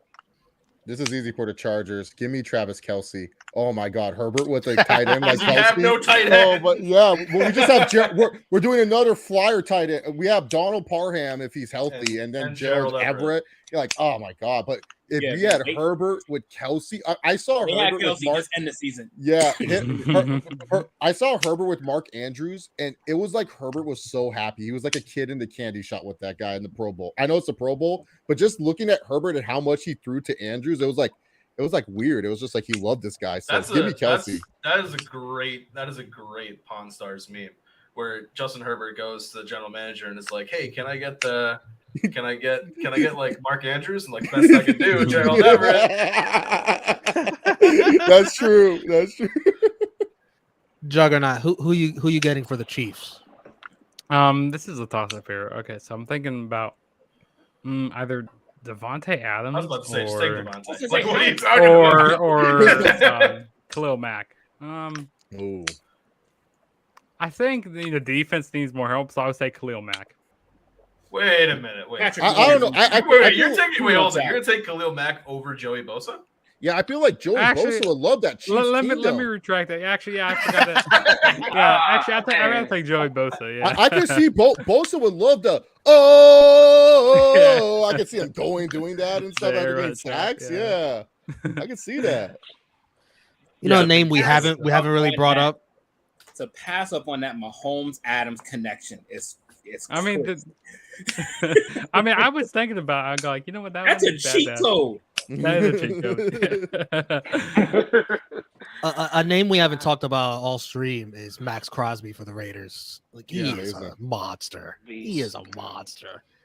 But Luis, who are you grabbing? Go ahead. Max. He might have missed on the first round picks, but getting Max in the fourth, what a fucking steal. Yeah. And Renfro. Who are you taking for the Raiders? I'm gonna take Justin Simmons, man. I like Simmons. Give me a safety. What about Derwin James? He's always hurt. Take a good safety. He wants a healthy one. He wants the healthy Yeah. one. Adam. Hey, the best Adam, availability. The best ability is availability. There you go. Availability. A Yeah, wise man you once know, said.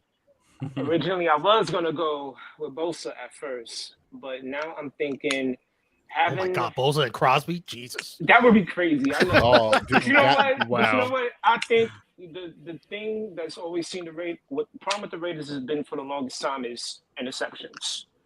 So I narrowed it down to 2, and I'm gonna go with the Honey Badger. He's not on the He's team gone. anymore. He's not on the He's Chiefs. with the Saints. It's not on the Chiefs anymore. Oh, you gotta say somebody from the division. Yeah. Oh, my bad. Okay. And yeah, then I'm gonna take Bosa. There you go. Because, Yeah. yeah. I mean that edge rush would just be crazy. You know, honorable mention to J.C. Jackson, but I feel if we could get to their quarterback, then you know Carr can have some room to work. So yeah, I'll take Bosa. All right, so the three of us who are regular here, we gave our win-loss predictions. I think it's about time our guests give their unbiased win-loss predictions. Chase, do you have yours? Do you want to start? Yeah, so I got the Chiefs going 11-6. They're the pedigree. I think it's going to be the same thing as last year where they started off slow and everyone's going to go into panic mode, be like, "Ha! The Chiefs are done." The Chiefs season's over. Yeah, and It's then over. We know somebody's Time gonna to fire Andy Reid because they're 2-2. we know somebody who's gonna be saying that, Romeo. Yeah, and it's going to be one of those things. And you know, the Chiefs do play the hardest schedule on paper, apparently, like number one toughest schedule. So that and they have like a weird stretch where they start off pretty tough, then they go easy, then tough, then easy. So it's a roller coaster for them, but I still think the pedigree, they're the number one in the division. Number 2, I got the Denver Broncos at 10-7. I actually looked at the Broncos schedule and I actually like what they have to go up against, and also their end of the season schedule. I could just see it. The Broncos just go on this crazy run. Russell Wilson fixes his second half problems. Instead, this is the opposite. Russell Wilson struggles in the beginning of the season, and then in the second part of the season, he starts cooking again and stuff like that. And I just like the second half of the schedule. So I got the Broncos taking number 2. My Chargers 10-7. Look, we have like the easiest opening schedule. Once we're done with the Raiders and the Chiefs, oh my God, we have like a bunch of bums. But this is what the Chargers love to do. Lose to a bunch of bums. So we might lose to the Seahawks. We might lose to the Texans again. Man. We might lose to the Falcons. Like, this is why with the Chargers, I would love it. If you lose to the Falcons, If y'all lose to the Falcons, blow up the team. Yeah, exactly. If you lose to the Falcons, don't worry about where the guaranteed money is, how you're gonna pay Justin Herbert. Just trade everybody. Yeah, we can Just trade blow up Herbert. the team. Just blow up. Yeah. So, but that's the thing. The Chargers love to lose these games that they should win. And then our ending season stretch, it's a tough one, man, because it's against teams we always play well or terrible against. We play against the Niners. We either beat the fuck out of the Niners or they beat the fuck out of us. We play against the Dolphins. I don't know what it is. The Chargers, our brains just shut up against the Dolphins. If you look at Chargers and Dolphins games, you'll be like, how did the Dolphins beat the Chargers? Like, it's like crazy. The Titans, they always play us tough. So that's one of the games that I'm worried about too. The Colts, I know it's like the Titans, and the thing about the Titans and Colts, they're going to be battling each other to win their divisions. So those games are not going to be easy because it's not like we're going to get like the Colts where it's like, we can rest a couple starters here or there. No. And then we get the Rams before we play the Broncos of the final game of the season. Oh, that's a rough ending stretch for the Chargers. So that's why 10-7. And this guy is worried about Herbert signing before or after Joe Burrow. He's like predicting doom and gloom right now for his entire season. No, I'm just a realist. Do you guys want reality, or do you guys want me to say, "Oh yeah, we're gonna get 17"? I'm just saying, What do you guys want, John? Do you want me to lie to you guys' faces or be real? I'm being real. So, and who you have last, Chase? The Raiders. You know what he's in for. At least he knows what he's in for. Yeah, the Raiders 9-8. 9-8. I think the Raiders could do better, to be honest. It's just that schedule for the Raiders is just like unfair today. I feel like they got the that short end of the stick with disgusted Lewis so much he left. Yeah, it was like it's just and then also the Raiders. I don't know what it is. They're also like the Chargers and the Bengals. They love to they'll go against the Jaguars and then they shut off their brains. Like they just go like, oh yeah, it's just Jaguars, and then that's like the one game where you're on red zone. You're like, wait, Trevor Lawrence just threw 4 touchdowns in the first half against the Raiders. What? So that's one of those things where it's like I just look at it where it's like one of those things where I feel like that's with the Raiders. It might be a little bit of a struggle with them. And also, I don't believe in Josh McDaniels. It's more of a Josh McDaniels thing than anything else. I'm just saying this number one offense is going to be tested. This number one potential offense for the Raiders, as you guys predicted, is going to be challenged as soon as the season starts. You motherfuckers got the Chargers, Cardinals, Titans, Broncos, Chiefs. Like I said, that's not a fun. That's not a good schedule to start with. Well, That's how you start the year. It's good. It's good to have the Cardinals early this year. It's good to have the Cardinals early this year. A Chargers team with their number one cornerback hurt. I'll take it. Who's going to stop that 3-headed monster? A Cardinals team with no Kyler. A Titans team with Ryan Tannehill at quarterback. No, Hopkins. Hopkins, you mean? Oh yeah, my bad. Hopkins. That's what I meant the word. Yeah. I forgot about little fucking midget Kyler.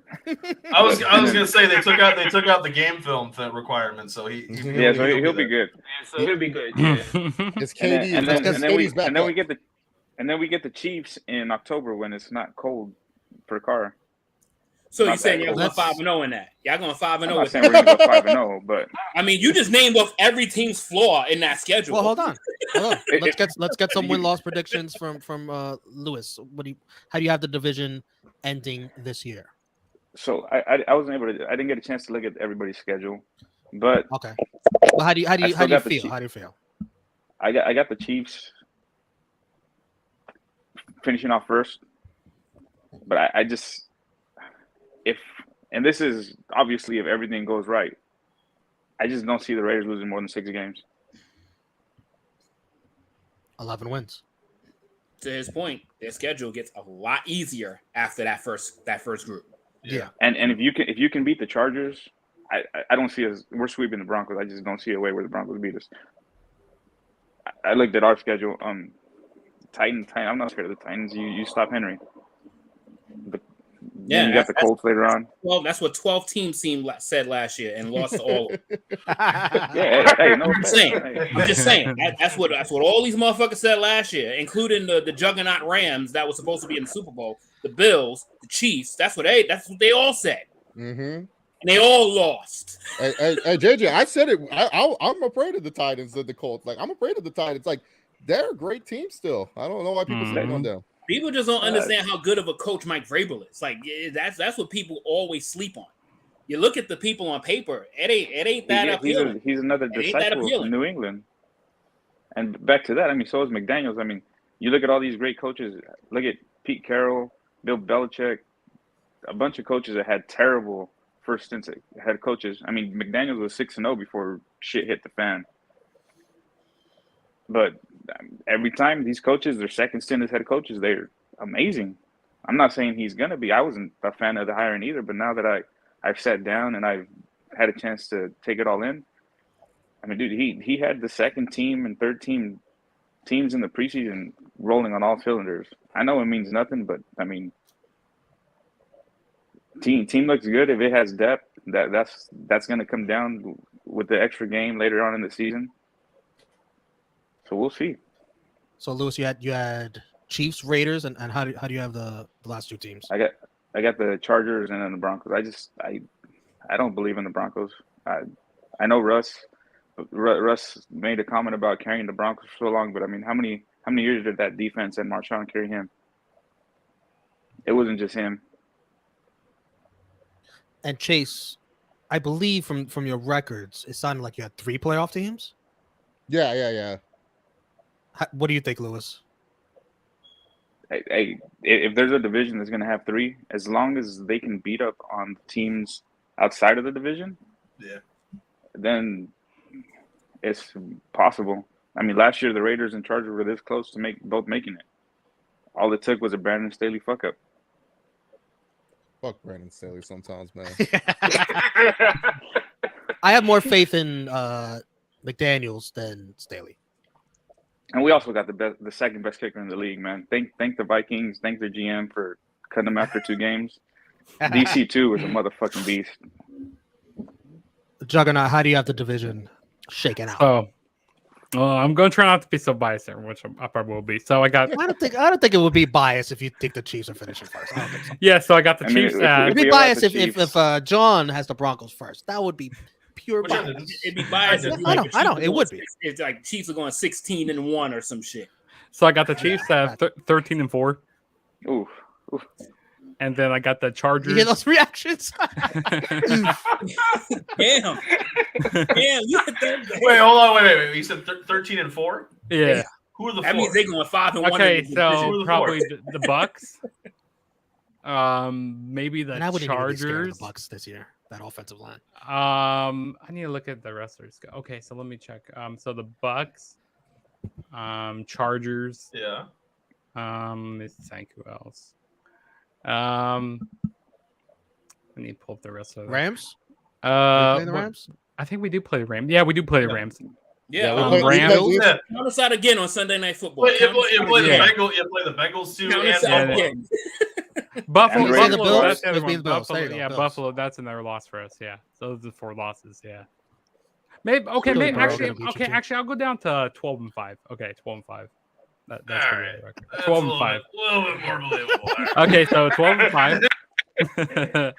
And then the Chargers are going to be second at 11-6. And then the Raiders are going to be 10-7. And then the Broncos at 9-8. Yo, And how many playoffs teams is that?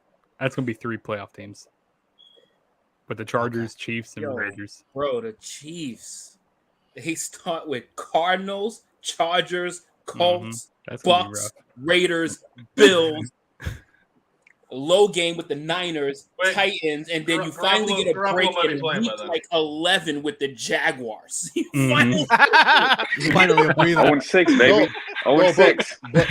Garoppolo might be playing for the Niners by then. And By you know then, what? yeah. You know what sucks about the Chiefs and Chargers week 2? The NFL geniusly put us both in afternoon games, and then we're playing Thursday night football. The fuck is that shit? You're gonna make us play Thursday. At least give us 10 a.m. game. Sorry, I'm from California, so I say 10 a.m. 1 p.m. game. So 10 a.m. game. Give us Those are early the games. best So our days, players man. Yeah, exactly. So, But can, like, can I just continue this after those first Yes. 6? That first 6 brutal shit. So after that, you got Niners, Titans, break against the Jaguars, Chargers, Rams, Bengals, Broncos. That's a tough schedule. yeah, no, they have the. We have the toughest 13-4. That is.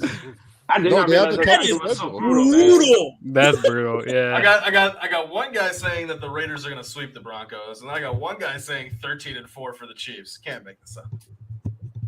Adam, how do you have it Right. shaken out? Yeah, you I know. mean, when's the last time the I- Broncos beat the Raiders? When was the last time the Broncos had a quarterback? Ooh. Peyton Oh, it might be the Manning. same. It might be the same Peyton time they Manning. beat the Raiders. That Stop boy it. Peyton Stop Manning. it. Stop Peyton it. Manning.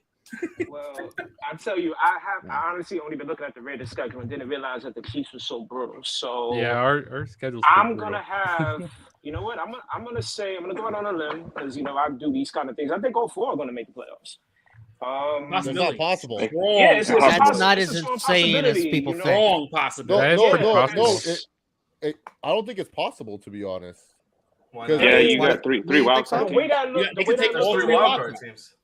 yeah, because it's Wild 3 card. wild card teams, I and mean, every, No, all you guys because have them no, in because the right, records. right. Thinking about it. no, because the The AFC only other South wild that they card- beat.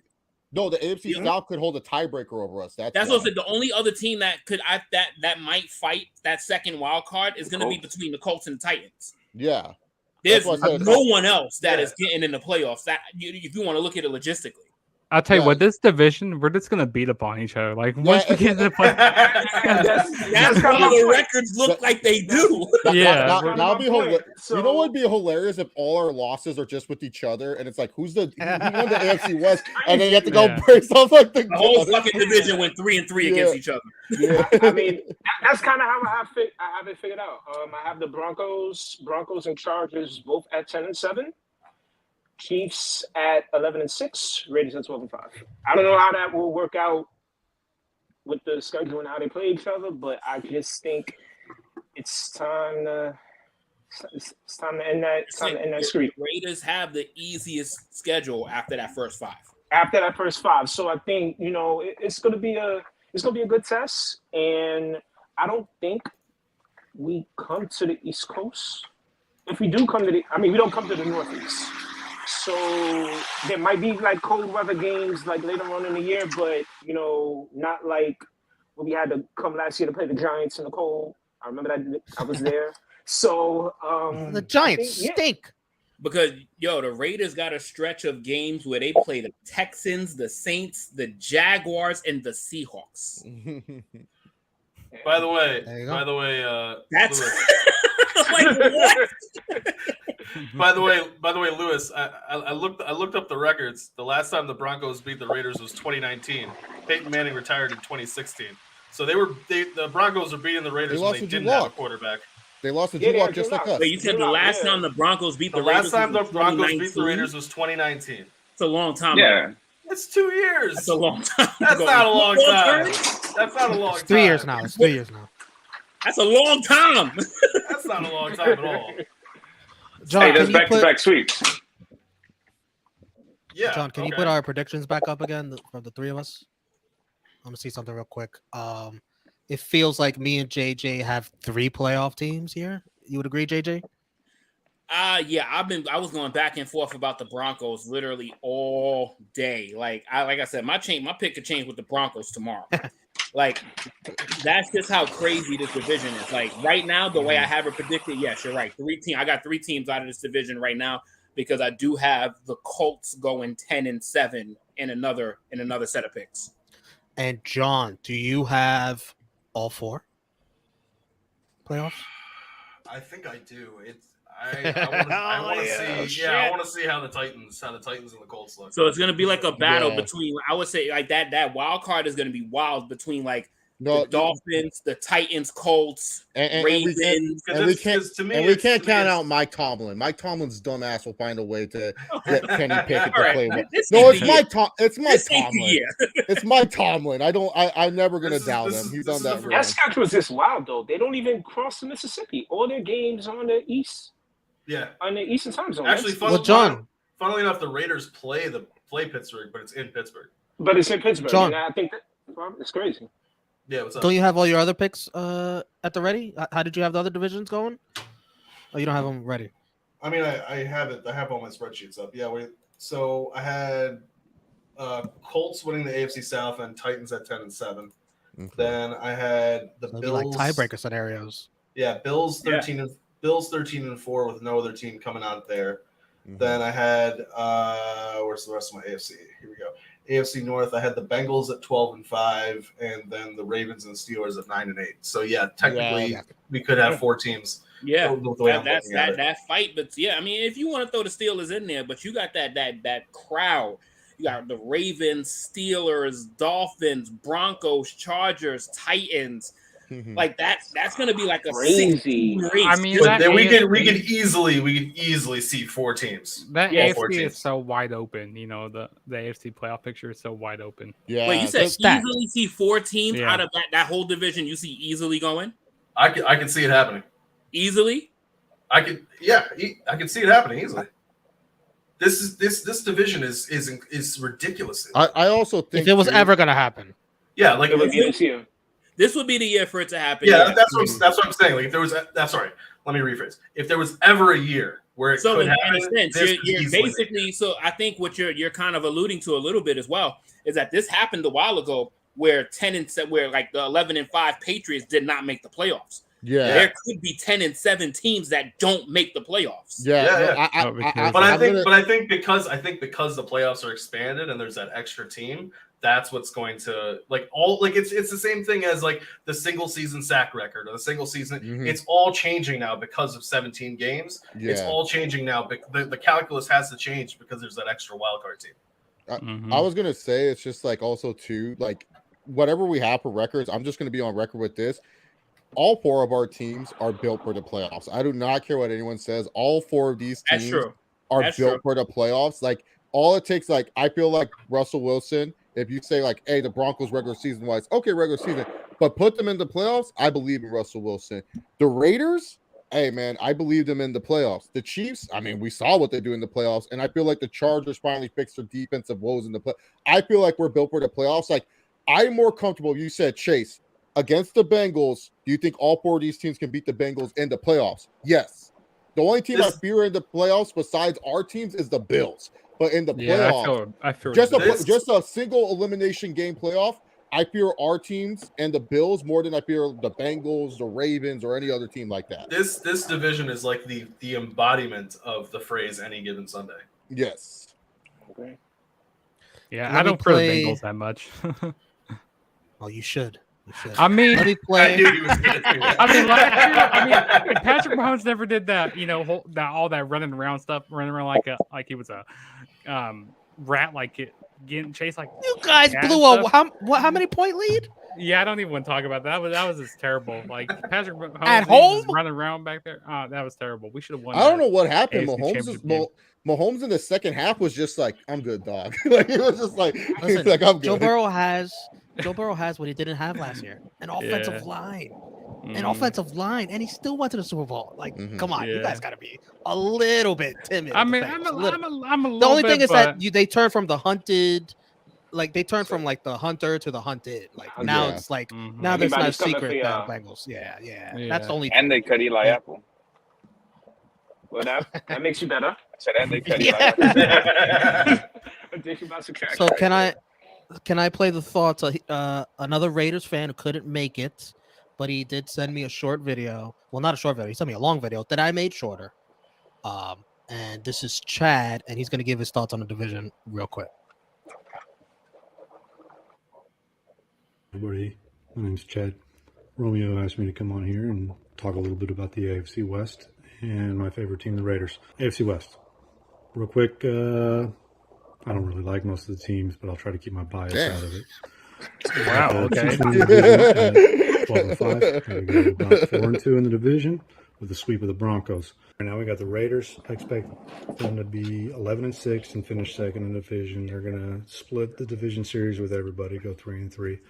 McDaniels. Wait, did you say they split the is against? almost You an said they're gonna split the unproven Broncos. head coach. He's He's talking about the Chiefs. Oh, okay. I thought you Yeah, the was Chiefs talking about the first. Raiders. Oh, gotcha. My bad. done great things in New England, obviously, as the offensive coordinator. But the last time he was a head coach, 12 years ago, him and the Broncos did not do well. He does have a good defensive coordinator, and I look forward to seeing Patrick Graham as a head coaching candidate in the near future. Carr's pretty good, but he's not elite. Now, hopefully he can fix most of his turnover issues and get a lot more touchdowns now that he's teaming up with Devante Adams. He's still got Renfro, he's a great slot receiver and amazing in his role. Darren Waller, who's an absolute stud, top 3 tight end in the NFL. Only problem is the O-line is pretty shaky. Our D-line is middle of the pack, except for the edge defenders. We got a future Hall of Famer in Chandler Jones and an ascending All-Pro with Max Crosby. I expect Max Crosby to be in the conversation for Defensive Player of the Year. Linebackers are a little better than average, but there's very young depth behind them. 2 undrafted free agents made the team. I'm not sure how I feel about that. Nate Hobbs, really good young corner. You'll hear his name a lot more. After him, they're all very average. Trayvon Moehrig had a good rookie season at safety. We all expect a big leap from him. And the other safety is Jonathan Abram. Good box safety. Really bad in coverage. Lost a couple of games by himself that way. Kicker's pretty good too. Carlson is second in the league to Justin Tucker, and that's it. In third place, I got the Chargers. Got them with the same record as the Raiders. Also splitting the division. I think it'll just come down to a strength of schedule tiebreaker between them and the Raiders. So 11-6, 3-3 in the division, finishing third. Still a playoff team. Last and kind of least is the Broncos. I got them going 9-8, maybe 10-7, but they're going to get swept by the Chiefs in the division and go 2-4 and finish fourth. Quick summary: Chiefs 12-5, win the division. Raiders 11-6, second place, wild card. Chargers 11-6, third place, wild card. Broncos 9-8, 10-7, outside chance at a wild card. Very, very slim chance that the division sends all 4 teams to the playoffs. There you go. Thank you, Chad. Wow. Seemed like Broncos, Broncos tough to get love. Well, StatKing, I got a question for you here with this because it feels like the Broncos are getting, I think, the least love out of this with that huge addition of Russell Wilson. Do you think people are really underestimating how good the combination of Cortland Sutton and Jerry Jeudy can be with this team? Because they played well with garbage. And now they have Russ. Yeah, I think there is going to be. Look, I could easily see them going 9-8, and I could easily see them doing worse than 9-8 because there's gonna be growing pains. It's a new head coach, it's a new offensive coordinator, it's a new quarterback. It could easily take a season to gel. I've thought about that for a while. So yeah, I do think that there is a level of underestimation when it comes to Court and Jeudy with Russell Wilson. But at the same time, to me, it's going to be about growing pains. Can they figure out what they need to do when it comes to chemistry and getting that connection? And if they can do that, then it's going to be a completely different story. Then a lot of that 9-8 and 10-7 could easily change. Yeah, because I see them easily using Cortland Sutton as his DK Metcalf, and Jerry Jeudy is going to be as Tyler Lockett. Yeah, man, y'all are sleeping on KJ so Hamler. easy. Yeah. No, I'm not sleeping on KJ Hamler. I need to see KJ Hamler stay on the field. I didn't hear you say I need him. to see KJ Hamler actually do shit. Yeah. And then they got Albert O to come out the gate being pretty good too. Yeah. I think the reason why I'm more high on the Broncos is just knowing that the home field advantage is so big for the Broncos, like that extra elevation. You just see some teams just get deflated. And I still think Russell Wilson, I feel like he has a lot to prove. I feel like this is one of those seasons where, he's always like a favorite to win MVP. People always want to give Russell Wilson the MVP. I won't say it's out of the realm that he's a dark horse MVP candidate this year. I think he could actually really well get that job done, especially with the Broncos team. I love Cortland Sutton. I think Cortland Sutton is one of the most he's the new Allen Robinson. I always loved Allen Robinson because he was that's horrible. That's no.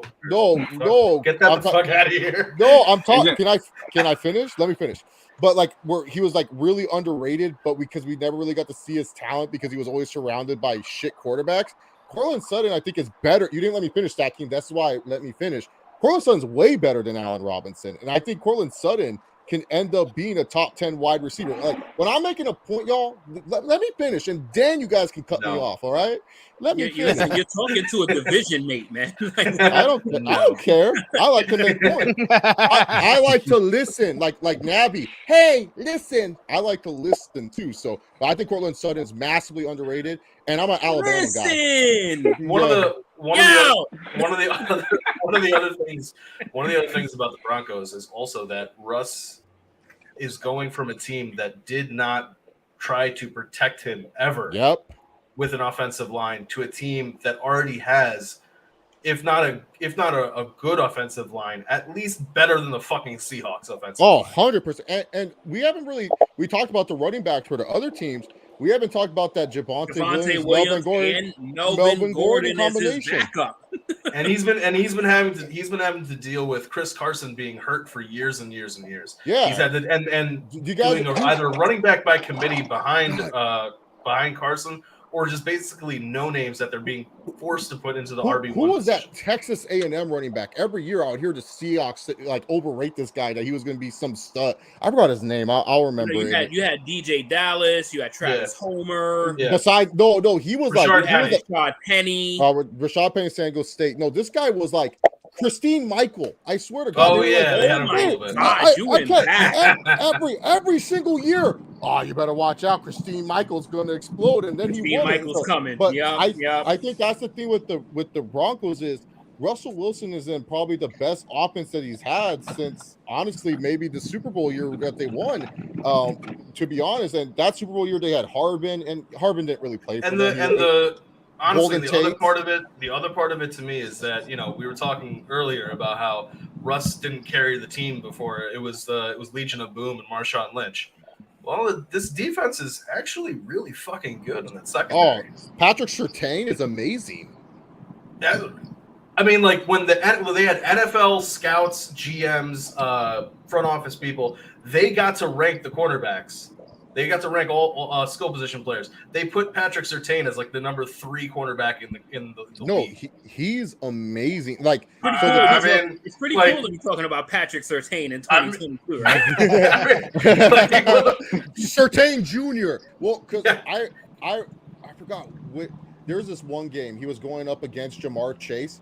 Jamar Chase just hated it. Him and Justin Jefferson hated going against Surtain. Like, they were just like if you look up the stats in the game, Surtain is just amazing. I think he's honestly like, look, I have J.C. Jackson on my team, but I think Surtain's the best cornerback in the division. To be honest, I think he's massively underrated. Same with Justin Simmons. I think Justin Simmons, someone chose him, but I think he's also an underrated free safety too. Yeah, the defense for the Broncos is one of their strengths.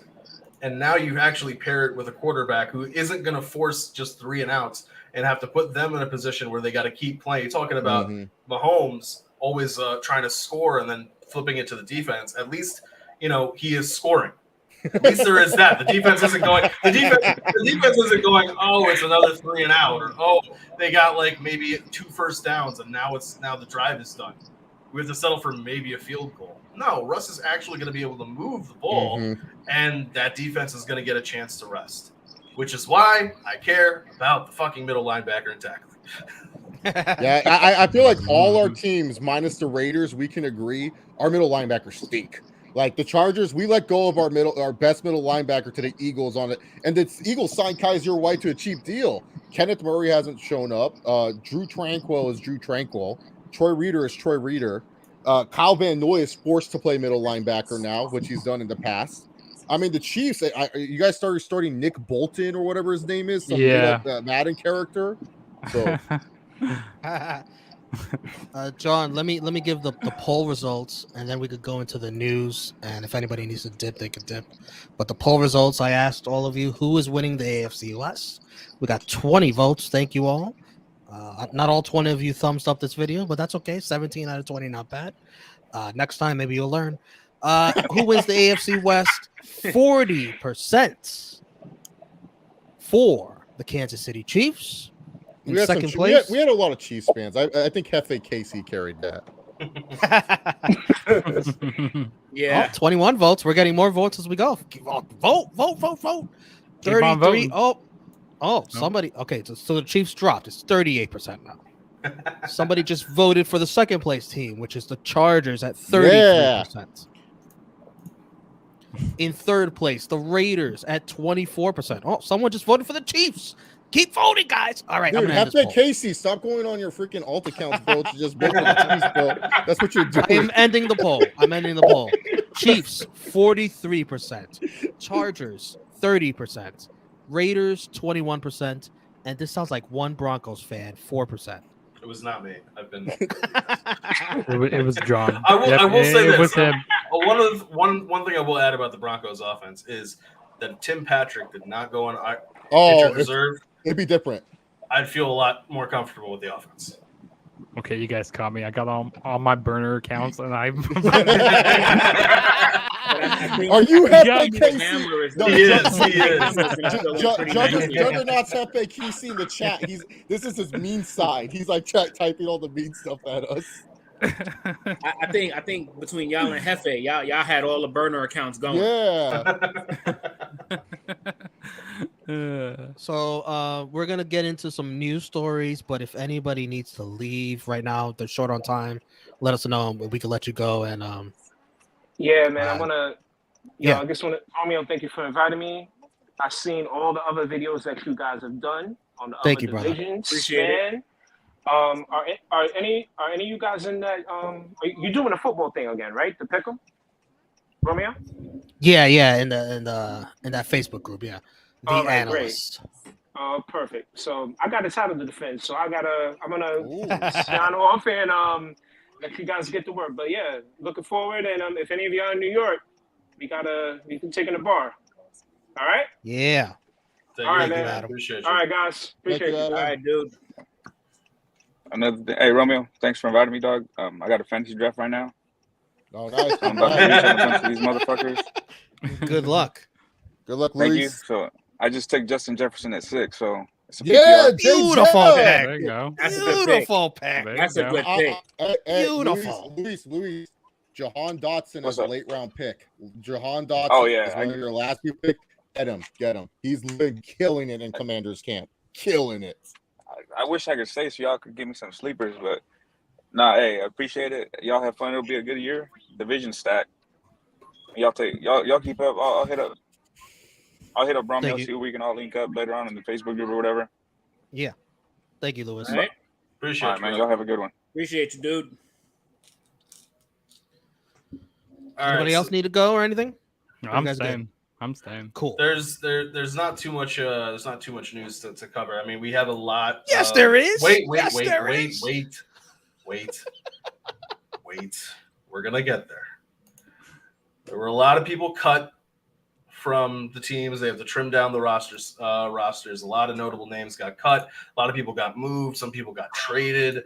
I'm in a dynasty draft where somebody literally picked Sony Michel and then he got cut. That was hilarious. Oh, But then he got picked up. Then he got picked up. Then he got added to a Chargers. team. So he got added to the Chargers.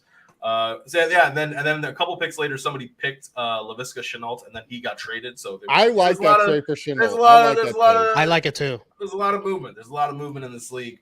One of the big ones that kind of took a lot of people by surprise, it just so happens what happened today, right before not right before, but earlier today, was Blake Martinez from the New York Giants got cut.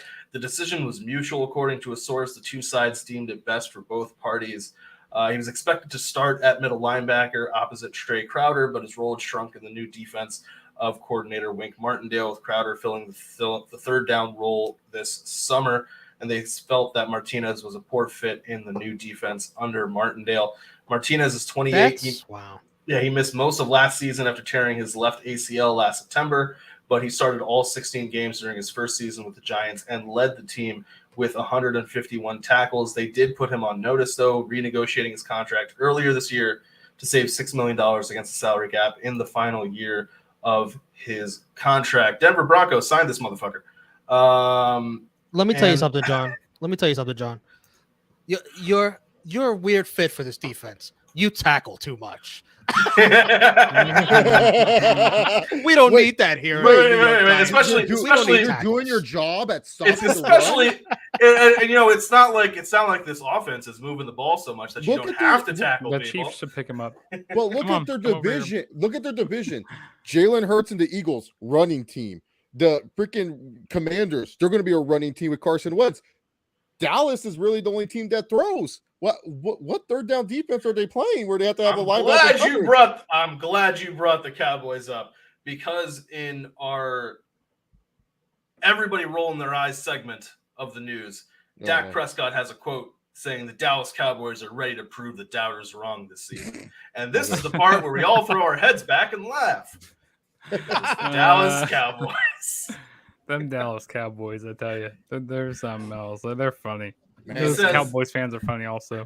He says, where we are right now, it's all excitement. It is. It's truly a privilege to be the quarterback of this team, to be a leader of these guys, offense, defense, this coaching staff that we have. And yeah, especially with everything being said about us, you know what I mean? The lack of what we have. Keep writing. Keep talking. We're ready to go play. Is that a Ballsack Sports quote, or is that really what he No, said? that is really what he said. This was ESPN. Oh. Okay. I like the confidence, good on Dak. Liked him in college. Yeah. He's a good fantasy quarterback. He does his job. Oh. JJ, I apologize for what's about to happen. Oh. And finally, here comes the I was bad playing a soundbite. I didn't know if I was able to even play it on here. That's why I muted myself. And finally, What soundbite is this? It's Marcus Spears talking about what StatKing is about to fucking Tennessee Titans lose top pass rusher Harold Landry to torn ACL. Harold Landry III tore an ACL during practice on Wednesday. He led the Titans with a career-high 12 sacks last season, making him the first Titans pass rusher with double-digit sacks since Brian Orakpo had 10.5 in 2015. Wow.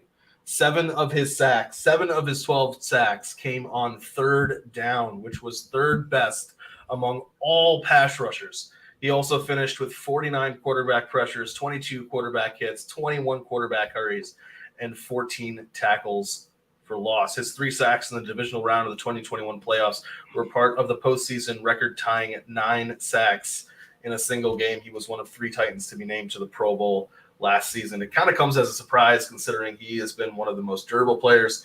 He was on the field for 89.5% of the Titans' defensive snaps last season, and this past March, they re-signed him to a 5-year, $87.5 million contract. Oh boy. JJ, the floor is yours, sir. Go for it. It's a tough one, man. It's a tough one. And it could potentially make us change from a 3-4 to a 4-3. Like it could be that big of a shift because we still have 2 really, really good linebackers with Bud Dupree and David Long. Yeah. So we still got some really good linebacker play right there. But we might need to kind of like shuffle that so it doesn't put so much pressure on whoever's, because we do have a couple of guys that might step in. You know, I am thinking that we might give Joe Jones a spot. That might happen, but he's yet to be proven.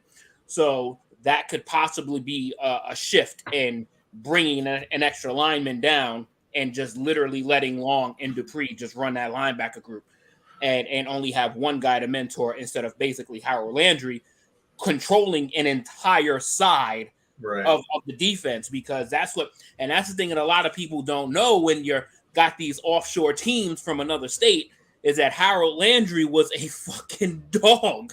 He was a dog, and he was somebody that constantly put pressures on the quarterback. He had 12.5 sacks, but he got to the quarterback at least 30 to 35 times. Yeah. So just getting there with the hurries, with the pressures, he was a beast, man, because he was always running behind Jeffrey Simmons. He always ran right behind him, and he was always that free man. So Jeffrey Simmons, you might have to go ahead and make somebody else start now. So I have a question about it, because when we talked about that division, one of your arguments was that defense. How do you feel? Because you were saying that, you know, myself, Romeo, and a lot of people have the Colts penciled in there for taking the division, and part of your argument was that defense. Yeah. How do you feel about losing Landry when it comes in the context of the division itself? It's a blow, of course. I mean, I'd be fucking dumb, blind, or stupid to say that it's not a blow. But there's 11 guys on our defense, and half of the defense that I named was our 4 cornerstones at our secondary. So our secondary is still our secondary. They just, God willing, we can still make it to the season healthy. But our secondary is the healthiest it's been in the past like 4 or 5 years. So that is a big bang too. But I'm very curious to see how we're gonna shift that group of 7. That I'm curious to see how that's gonna play, because if we put Danico Archery in the middle and you put Jeffrey Simmons on the outside, I would not be surprised if that happens at all, and we shift to a 4-3. But depending on who performs in these next couple of weeks of practice before the season starts, we got like a week and a half. We might go 4-3. I wouldn't be shocked if we go 4-3. A follow-up question is, I know Landry's this pass rushing guy. How does he affect, or how does his loss affect the run stopping ability? That's going to put a lot of pressure on Bud Dupree. Okay. That's going to put a lot of pressure on Bud Dupree, because Bud Dupree is usually an edge rusher. So he's somebody that typically likes to just put his foot on the ground and just go. He's going to have to have a lot. He's going to have to have a lot more savvy. And I think David Long is going to fill that role pretty good, but it's going to put a lot more pressure on Bud Dupree being that coverage linebacker and somebody that goes after the quarterback, because he's going to have to, Bud Dupree is going to have to step in and do what Harold Landry did. Now, you know why I'm asking. Yeah. So Bud is going to put a lot of, to me, it's going to be way more pressure on Bud Dupree than David Long, because David Long was always like that 2B. So he's going to still be 2, but Bud Dupree is definitely going to be our number 1 linebacker. Gotcha. So yeah, any of you guys have any final thoughts on our division talk? As I got some news stories that we didn't cover yet. I got 4. Go for it. I'll start with the least one, which was the Eagles trading for Gardner Johnson from the New Orleans Saints. I knew I forgot something. Good pickup. Saints, Good pickup. That's a very good pickup. Yeah. They only traded some late round picks. The Saints didn't want to pay him. Good move for the Eagles. I'm just saying, guys, put the Eagles versus any AFC West team in a bet this year in the Super Bowl. It might hit. You put the Eagles in the AFC West, they're not making the playoffs. No, I'm saying versus any AFC West team in the Super Bowl. I think the Eagles can make it. That NFC is weak. The NFC is weak. Yeah, it's very top heavy, and the top heavy is old. Mm-hmm. Yeah, top heavy is old. The top you got the fucking Tampa Bay and LA Rams, and then after that, it's like we don't know how Matthew Stafford's elbow is, man. Maybe Clayton Kershaw didn't give him the juice. You want to go a peg lower than that? You going to Aaron Rodgers, and then after that, it's like what the fuck? You mean the guy who believes rats control our brain? It's a big what the fuck. Speaking of the Saints, their starting safety Marcus May got into a little trouble. He was arrested in an alleged road rage incident where it seems he pistol whipped someone. Oh, that's pistol whipped somebody. What? The fuck? That's great. I know all about Marcus May. He was on the Jets. He was much more behaved on the Jets than he is on the Saints so far. Like, how do you get out of that? Like, how do you get out of that? Like, how can you argue that when you're going through this process? You literally whipped somebody with a fucking weapon. The lawyer in me says that there are ways. I forgot. I completely wasn't me. May is.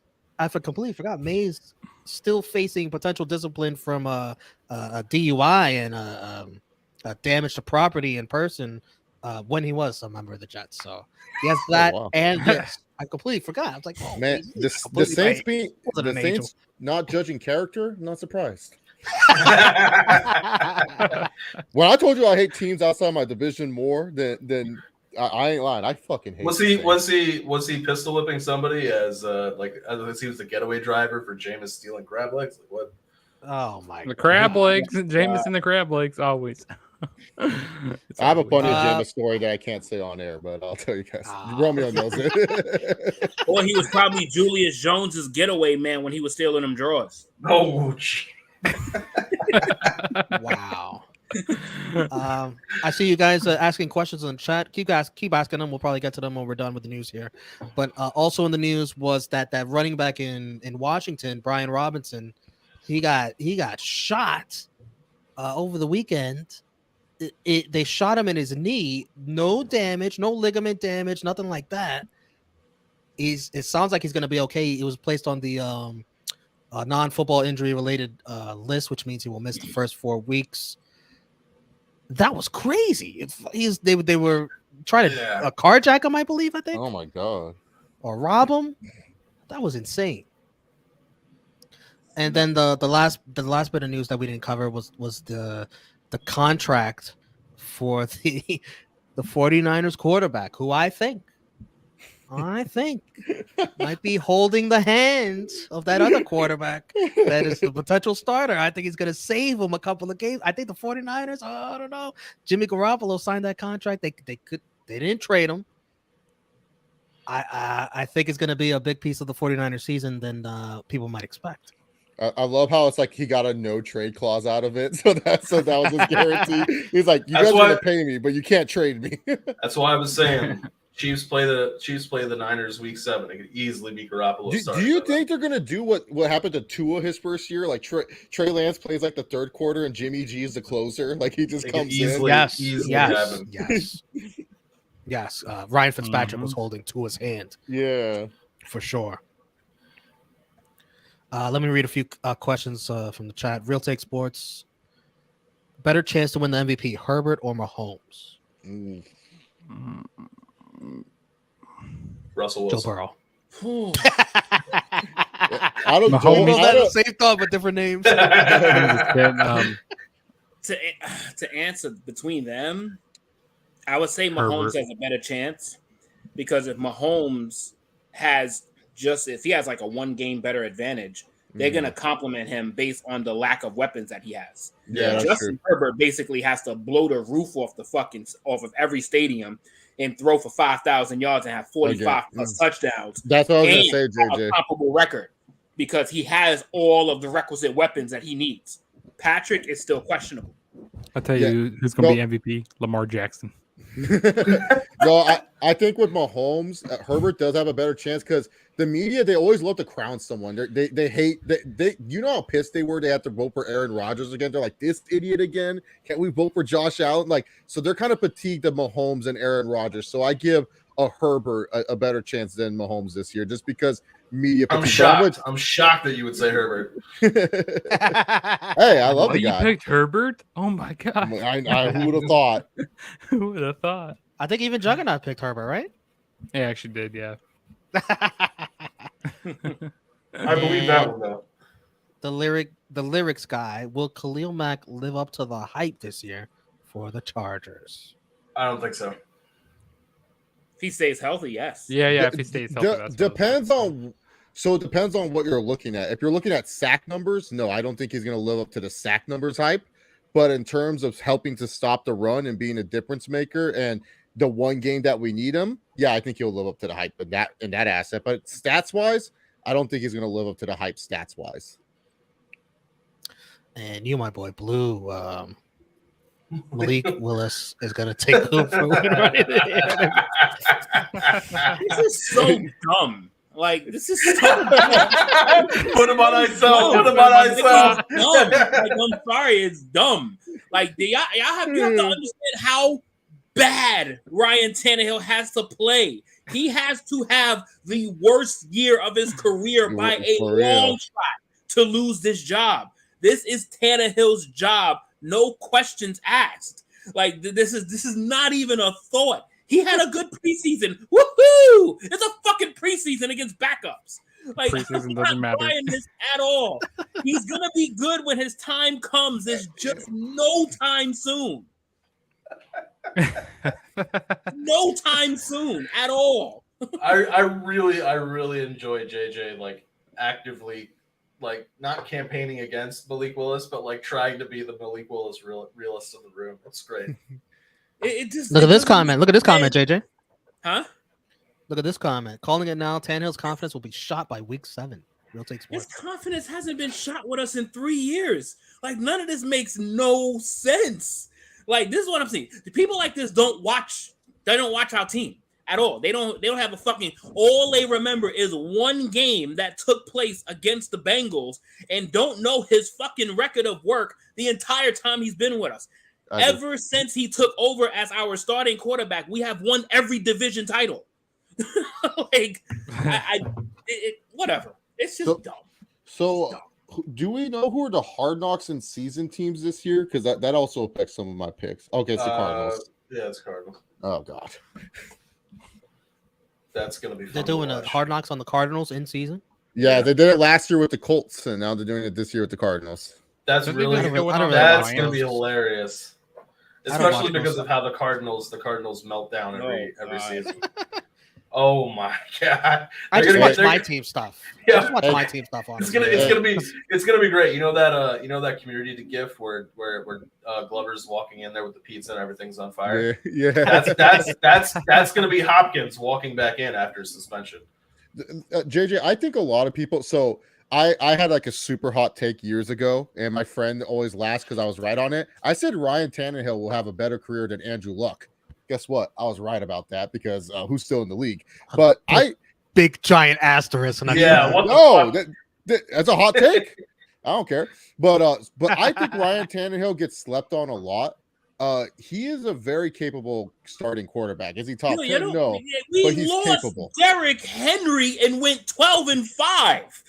Like Yeah. we lost the best running back in football and went 12-5. And the thing And about that was a great committee of running backs. He threw for 33 touchdowns and 7 interceptions, literally just 2 seasons ago.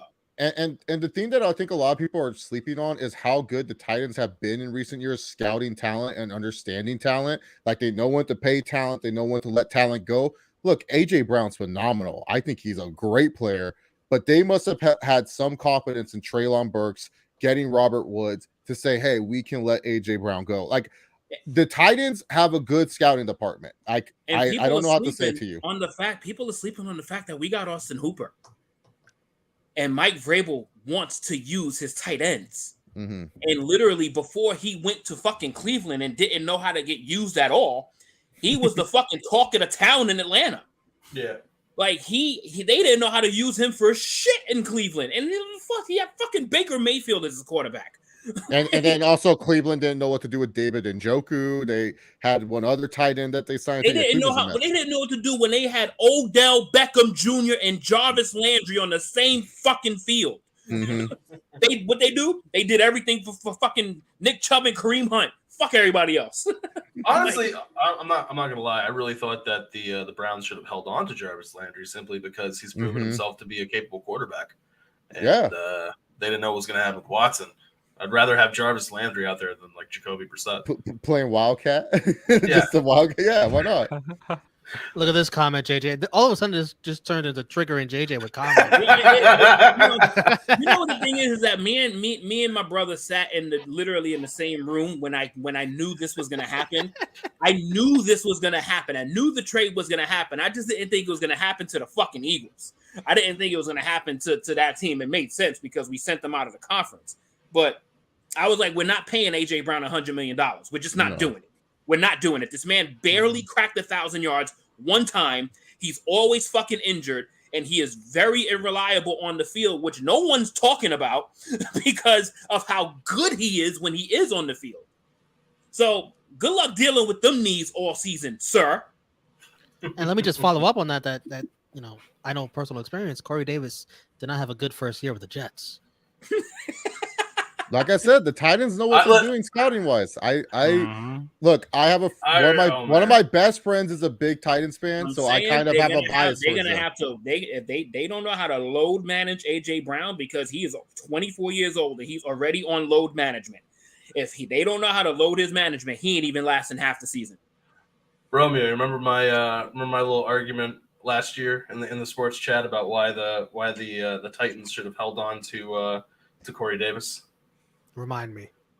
Corey Davis thinking that he was going to be a wide receiver 1 when he should be a wide receiver 2, and the Jets bringing him in to be a wide receiver 1. And I was saying that the Titans should have held on to Davis because pairing him with AJ Brown was a better deal for Corey Davis. He's about to be a wide receiver 4 for the Jets.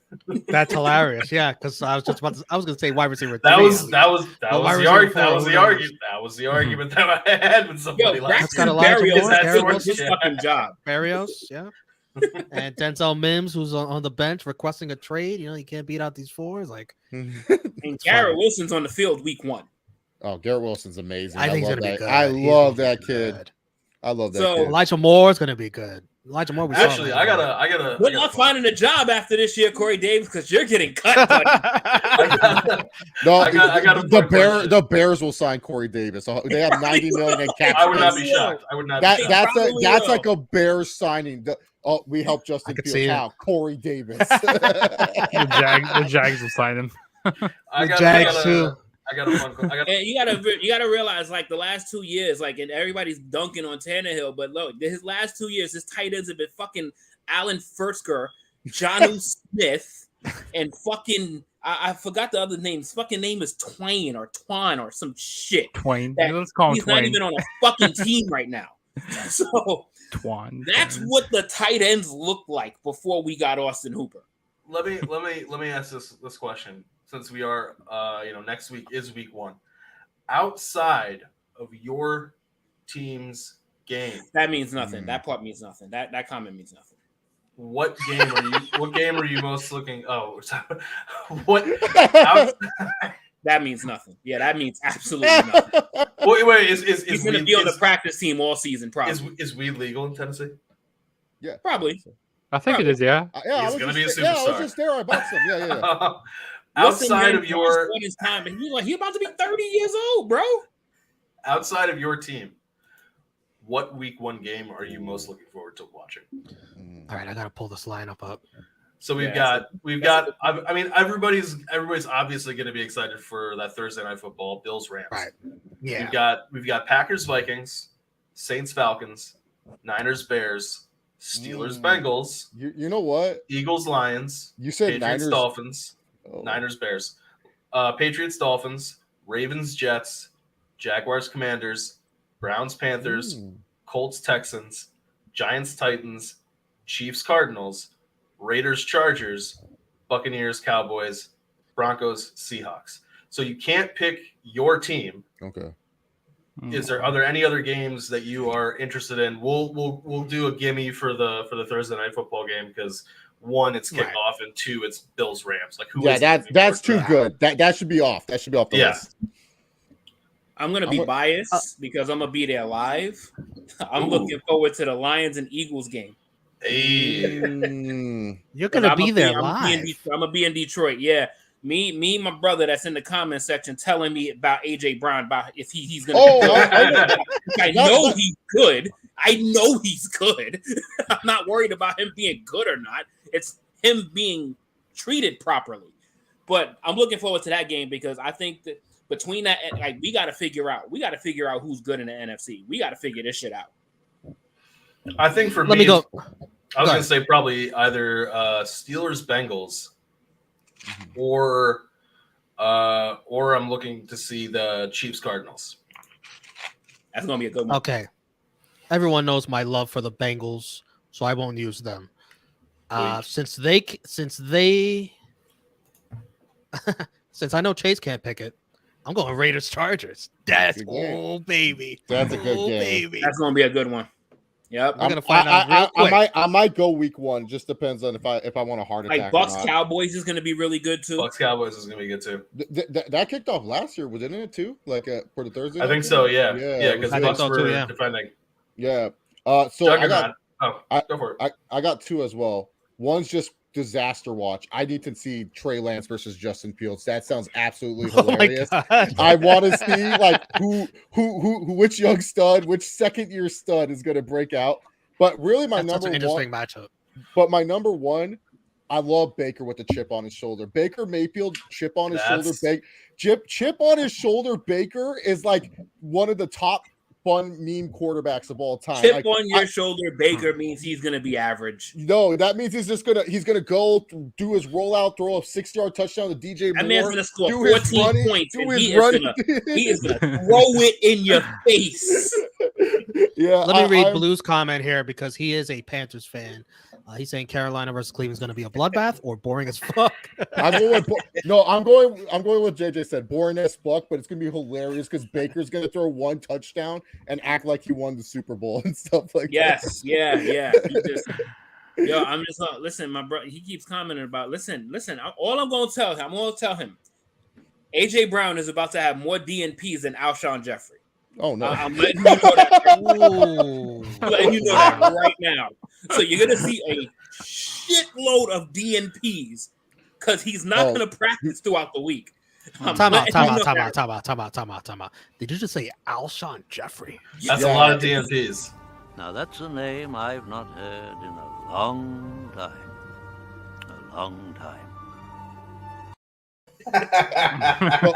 So my mom's a huge Bears fan. That name's banned in this house. I'm sorry for it. I know. This is the first, I'm sorry for you too. Having to deal with that, but this is what she said. She's like, Chase, tell me what college games to watch this year. I'm all in on college. She's scouting. She doesn't even care about the season. But she gets so pissed when you say that certain individual's name. So it's a no. It's a no. I'm not in your crib, so at least I'm safe there. Yeah. I'm warning him. These practices are going to be very far and few in between. I'm letting you know that.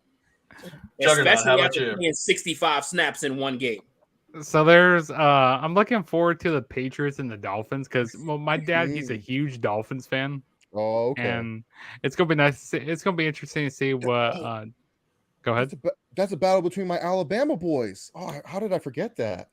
I forgot. That's gonna be an interesting game, and I want to see if the Dolphins and the Patriots, they always have interesting games, and especially with that division there. That'd be nice to see the Dolphins take the division this year. I would love to see them do it. Go 17-0. Come on, go undefeated again. Look at Romeo's face when you said that. He was just like, "You're on a good path," and then you said that. Yeah, I think. No, sorry, I was freezing. I didn't even hear what he said. Sorry. I think Juggernaut had a good edible like 40 minutes ago. What did he say? What did he say? Because I was freezing. I couldn't hear. It would be nice if the Dolphins win the division. Oh, no wonder my shit was freezing. Like, you don't want to hear this shit. Yo, the Dolphins has just as much of a chance of winning the division than the Jacksonville Jaguars. I want to remind everybody watching that week one's going to be insane, and I am definitely going to be here. I don't know what John's availability is. I know I'll be here. JJ's going to be okay. I know JJ's going to be at the game, but I am going to be here that whole damn Sunday and Thursday. We're going to be here for the watch along. I'll definitely be here Thursday. If I got internet, I'll pop in and show y'all the live crowd. Oh yeah, that'll be fun. Thursday, we got internet because y'all know how shit is in stadiums. Your fucking internet just goes like. Yeah, Thursday try going to Arrowhead Stadium. It's terrible. Internet's terrible there. Oh my god. And Sunday, all day Sunday, fucking packed.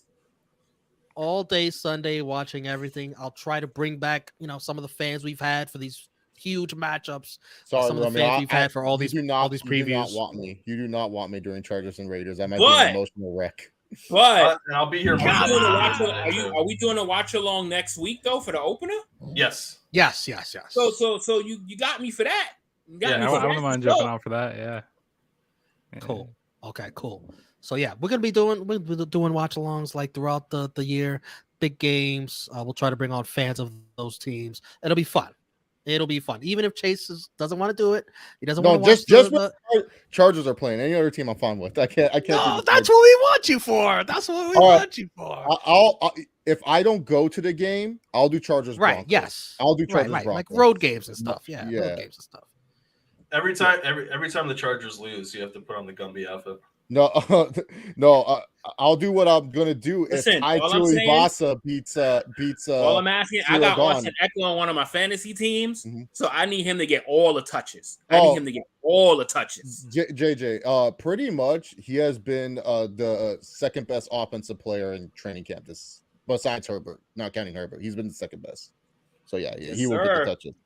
I heard that loud and clear. Neil is bringing his hotspot to the game, just so you know, JJ. Listen, he's just gonna call me by my government throughout the entire podcast. That's when you know you got your brother. I thought you were gonna say his hotspot's just as reliable as AJ Brown. Oh man, that's what I thought that's where you were going. I thought that's where you were going with that. You see, even StatKing is taking jabs. That's low. So you, my boy Blue, I'm just gonna give you a picture here. My family, I don't know why, they're immigrants from Indonesia. My grandma's side of the family are immigrants from Indonesia. I do not know why they chose the Chicago Bears to be the team that they love and support. I don't know if it's because of the 85 Bears. I don't know if it's because of it's something random that they came to America and said, we are Bears fans. And you know why I'm not a Bears fan? Because when I was a little kid, I said their colors are ugly, and so I walked away. Thank God the Chargers PCS hotspot. Yeah, the reason why I'm a Chiefs fan, when I was a little kid, that their colors look like McDonald's, and I was a big fan of McDonald's as a kid. Their colors look like McDonald's, and I always. But I became a Chargers me. fan because of the colors. I was just like, oh my God, these jerseys are beautiful. So Yeah, that's kind of what caught me with Tennessee, man. After seeing the Music City Miracle live, and I just was like, this two-tone blue was just fucking perfect. It's my favorite color. And then I'm seeing fucking Eddie George running through people. I'm like, yeah. And I don't have any teams here. Back when tight ends used to be dogs, when Frank Wycheck was just running through motherfuckers. Back when tight ends were real tight ends, and they're not wide receivers now. But it's back in the day. Back in the day. And I also don't have any pro teams here in Iowa, so yeah, we don't got any sports teams. Oh, what do you mean? The Iowa Hawkeyes are college pretty much a pro sports. team. I mean, we got Iowa. college sports. Yeah. Well, are you Iowa State or Iowa Hawkeyes? I'm a Hawkeye fan. Okay. Fuck State. Good. Fuck Yeah. State. Fuck State. Yes, With right. you there. the energy is real. But speaking of college, Romeo, are we doing anything this weekend? Not this weekend because there's just so much wrestling there's stuff going on. So much wrestling this weekend. My God. Yeah, but I'd love to do college football watch-alongs throughout the year whenever there's a big game. We'll see. All right. Well, I think we're reaching that time. So we want to thank everybody for tuning in to this AFC West predictions breakdown. I think it lived up to the hype of being the most interesting and intriguing division to be talking about. I'm glad we saved it for last. It deserved to be last. It deserved to be ready last. Monday. I'm letting you come ready Monday. I'm ready to crush this fantasy draft with you guys. You know the StatKing got the fucking number 2 pick with his lucky ass in his first year in the league. Yeah, I know. I have the best pick. I don't know. Best pick. I don't know who I'm going to pick, so I have no idea. Don't pick Christian McCaffrey. If Christian McCaffrey's there, do not pick him. But you know what? No, I'm in the league, so yeah, pick him. Pick him. Go ahead, pick him. You see, that's the thing. I have the best pick. I'm last. I get back-to-back. But the thing, yeah, there you go. Listen, it's either he can lose you your league or he can win you your league. Yeah, like that's when you're in a competition like this, you gotta go for the gusto. Like you can't be playing to be average. You can't be playing to be safe. Wait, hold on. He's too frail. He's too frail. Since frail, he's gonna get hurt again. Man hasn't missed a game in his first 3 years in the league, and then all of a sudden, 2 years he's frail. Hold on, listen to this beautifulness. I was asked by somebody to take over an orphan team in a dynasty league, and I did because I saw the roster. And I just want to read you this roster that I did not draft, but I inherited, and I have a good chance of winning this league. Quarterback Josh Allen. Oh, wow. Running back Elijah Mitchell, Clyde Edwards-Helaire. Now let's talk about these wide receivers. Amari Cooper. Wow. Justin Jefferson, Jamar Chase. How did he get both? Can I get that team? Wait. Tight end. Travis Kelce. He basically got half of the first round in this fucking team. Oh my God. It's a 2 quarterback league, and my second quarterback is Derek Carr. That's not bad at all. Oh, that's good. This year. Fucking running backs, B. Yeah, who cares about the running backs? I'm really looking forward to this. And the best part is their normal buy-in is $200 a year. But because I'm taking over an orphan team, they were like, you only have to give us $100. Well, they should have charged you more. Let's do it. They should charge you more for that, man. You got to steal on that. I was like, let's do it. Quick promotion. I'm looking for 2 more people in a $100 2 quarterback league, 10 team. You can shoot me a message. I could be down. You tell me what this draft is. Oh, okay. I'll ask got me on Facebook. If you got me on Facebook, I could be down for that. I've been wanting to do a league that's like super flex, crazy. 2 quarterback. Oh yeah, I love those. Yeah, 2 quarterbacks. Yeah. So JJ, I was considering wanting to just talk to the other members in our league because it would be fun to do something different. Have a second flex, do 2 flexes, do a 2 quarter, something different because our league is so standard right now. Yeah, no. So JJ, I want to do something different. This league is interesting. My friend Josh likes to get bonuses to receivers and running backs. So if a running back has a 100-yard game, they get a bonus for running a 100-yard game and stuff like That's that. what I do for my league. Or if a receiver gets so if you don't mind extra random scoring, this is a good league and it's very competitive. I used to run a league where punt return yards counted. So even the depth of, but it was 25 yards for 1 point. It wasn't a full 10 as one. So yeah, I love those kinds of leagues where there's just crazy stuff happening. My friend Marco, he runs. I call it. I don't think he watches this channel. He might, but I don't want to be rude about it. No, I won't be rude. I call it Marco's stupid league because it's such a hard league to win, and he counts wins and losses. So if you have a player that's on a losing team, you get punished. Like you'll lose. Because he's like, I don't want you guys just drafting good players. You gotta draft good players on good teams. And I'm like, listen, what? Chase, just let you know, I put my Facebook, Instagram, and my email in the private chat. Oh, perfect. Yeah, no, I'll add you. JJ's trying to steal your money. Listen, I hear something about a different league. Like I like the league that I'm in with Romeo right now. His league is very different too. I like it. Yeah, JJ. Like, I like different leagues. I like to try different shit. Like he's in a league where you got to start 4 fucking wide receivers. I love it. Like I like that shit. Yeah, no, JJ. 3 wide receivers, 2 flexes. Just know the buy-in is not due until fantasy playoffs, so you don't have to give Josh the 100 right away. You can give Josh the 100 during the playoffs or after the playoffs and stuff like that. I'm there's 2 spots. All my fantasy. I believe it's 2. I believe it's 2 spots. Yeah. Yeah. Put me down for the other one then. Okay. StatKing puts it and put your info in the private chat. I got you. But yeah, guys, you want to fantasy community building right here live. we want to thank you guys for tuning in. Like I said, this was we saved this one for last for a reason, and I think it paid off dividends in that regard. This was a great chat. It got a little bit more heated than I thought it would. Really? I didn't think it got heated. I mean, compared to what you were, your buildup of the AFC East conversation. Listen, that was actually rather tame. Yeah, you guys were all friendly with each other. Like it was just Dan being the nicest human being of all time, being like, the Bills are going to win everything, man. They're going to be. He was like, I mean, I'm just embracing the expectations. Like, people are saying the Bills are going to do great, and I'm like, I think Chase is going to need a little bit more information than your name, sir. I'm also trying to talk here. Type and talk. Type and talk. I mean, you gotta have that multitasking. Come on. So yeah, guys, we want to thank you once again for tuning in. We want to thank Chase for being here. We want to thank Juggernaut for being here. Lewis, Adam B, everybody who was here in the chats. We appreciate everybody who was in all the previews. Yeah, all the previews. It was absolutely amazing. And Romeo, let people know where they can find you, sir. Yo, there's 10 people in the chat right now when we just talking gibberish. I appreciate the fuck out of all of y'all. Y'all are some riders. It's almost 1 o'clock in the morning. This is what happens with the UFC. We just talk about random shit during boring ass fights, and there's people in the chat. I mean, we did that for YouTube boxing too, for fuck's sake. What date is this draft though, bro? What date is the draft? Let me see if Josh sent it. So Josh has it at Monday, September 5th. So far, but I don't think all the. We got to check the time because you have a draft. Yeah. What time? Because we have a draft at 9:15. Knowing Josh, he might set it to Sunday. He might set it to Sunday if you guys join.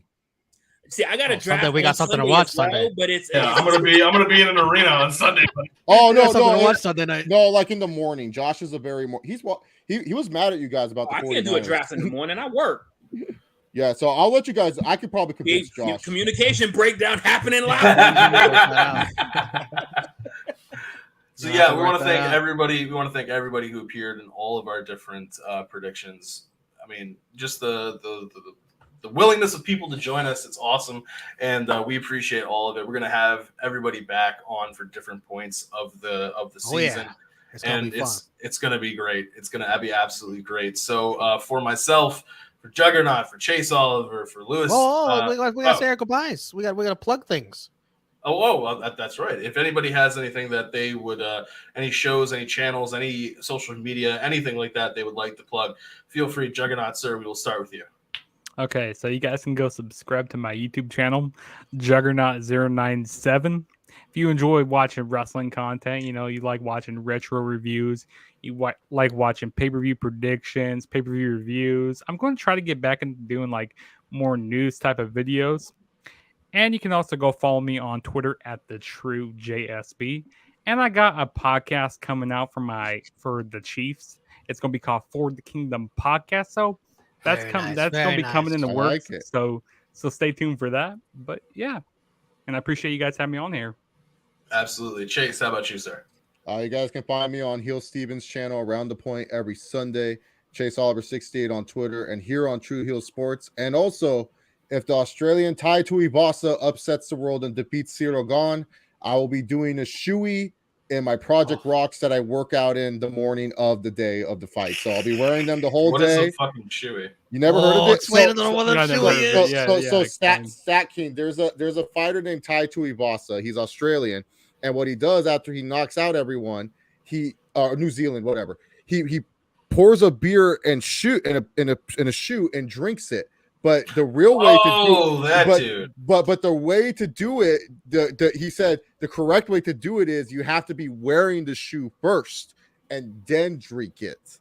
So, but I don't think he's going to defeat Cyril Gahn. Cyril Gahn's going to murder that poor man. That's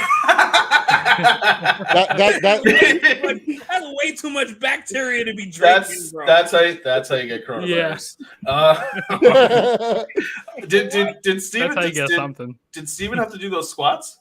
No, he actually won in Uno. I was surprised. Oh, that bastard. Just to piggyback on what Chase is saying, you can follow me, True Heel Romeo, on Twitter and Instagram. And Saturday, right here on the sports channel, we will go live as soon as we can. We got to finish what we're watching on the wrestling with Clash of the Castle. As soon as that is done, we will hop right back here, and hopefully, you could catch at least the last two fights for that. I'm going to be begrudgingly on the Clash of the Castle watch long. yeah. And as far as the sports channel goes, I'm going to see if these gentlemen want to do a quick stream on Tuesday night just to give final predictions on the season, maybe predict awards and stuff, any last thoughts, something like that. Make it interactive with the chat. And then Thursday night, of course, the first football game we are going to be watching along with that. And Sunday, we're going to go absolutely crazy I'm going to go absolutely crazy. I'm going all day, all nights, all the way through. You got a 10.5-hour stream coming up. No problem. The first week of football, no problem. I'm probably doing it every week. Is a Sunday night game? What is the Sunday night game? Is it Broncos? Bucks. Is that the Broncos? Bucks. I thought it was Cowboys and Bucks. Game. That's Cowboys. Yeah, I'll definitely be on for that Monday game. Okay, Raw's gonna have to be canceled. Rated Raw Superstar is gonna have to be Raw's canceled. No. Broncos on Monday Night Football playing against the whole team. Yeah, Ooh, in Seattle. Yeah, that's a watch along right there. Maybe we're gonna have to do streams on both channels because I think we're gonna see a big return also on that Raw. So no, there's no big return with that idiot. What idiot? You know who I'm talking about. Yeah, man. The monster among men. Man, like, why couldn't that shit just potentially just happen? Like, now it's like, oh, he's gonna be there. Like, shut the fuck up. Just that's weird because most of the returns have been, low key, but whatever. Keep them that way. That feels better when you see it, right? Yeah. I don't watch WWE, so I don't care. You will Saturday. I mean, that's against my will. That's against my will. I have Sid and Jaquan staying with me for the weekend. I have to put the show on. I don't have a choice. You're going to be watching 4 hours of WWE? Yes. On a Saturday afternoon? Yes. That sounds like a fun day for you. It's going to be the first main roster pay-per-view that I will have watched since May 2020. Oh, wow. Yeah, I'll be at work, so I'm definitely not going to be seeing that. I've only watched NXT on Mania week. Oh, okay. So for the channel, to help the channel out.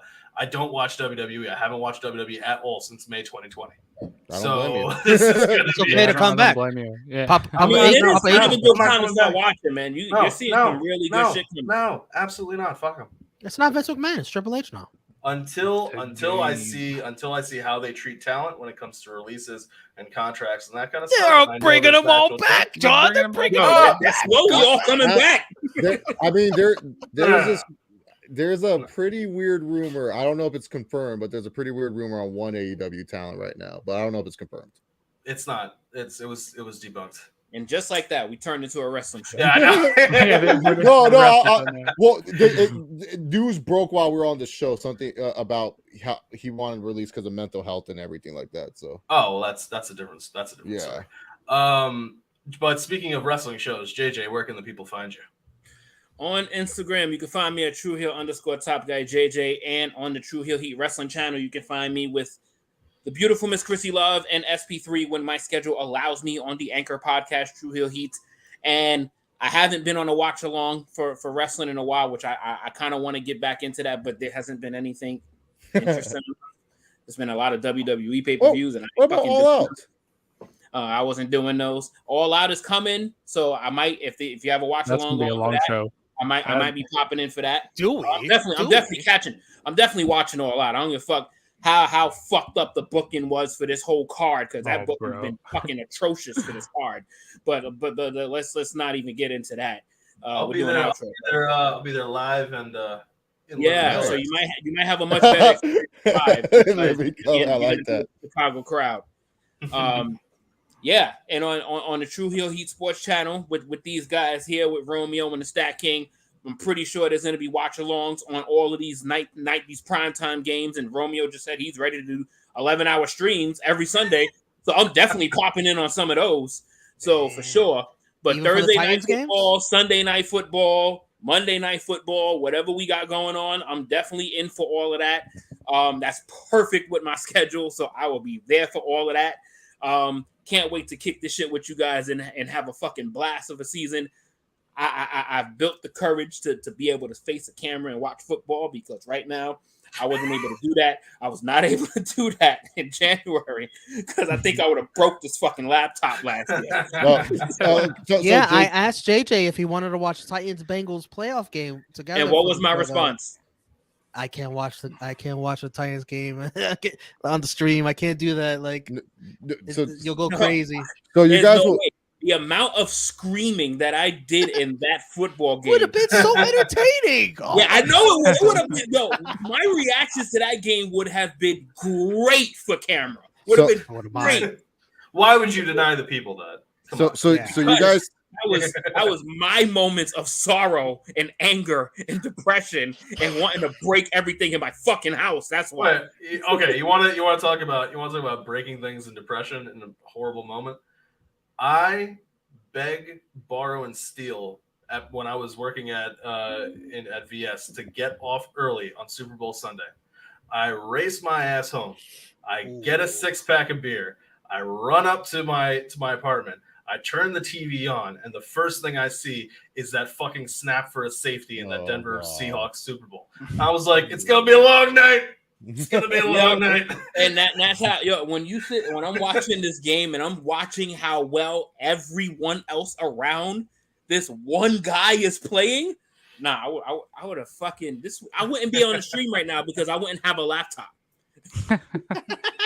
This shit, y'all would have seen this shit go like this off. You would have threw that out the window. Like that. Y'all would have literally seen me just disappear from camera because I would have been gone. You would have threw that out the window and you go, ooh, yeah.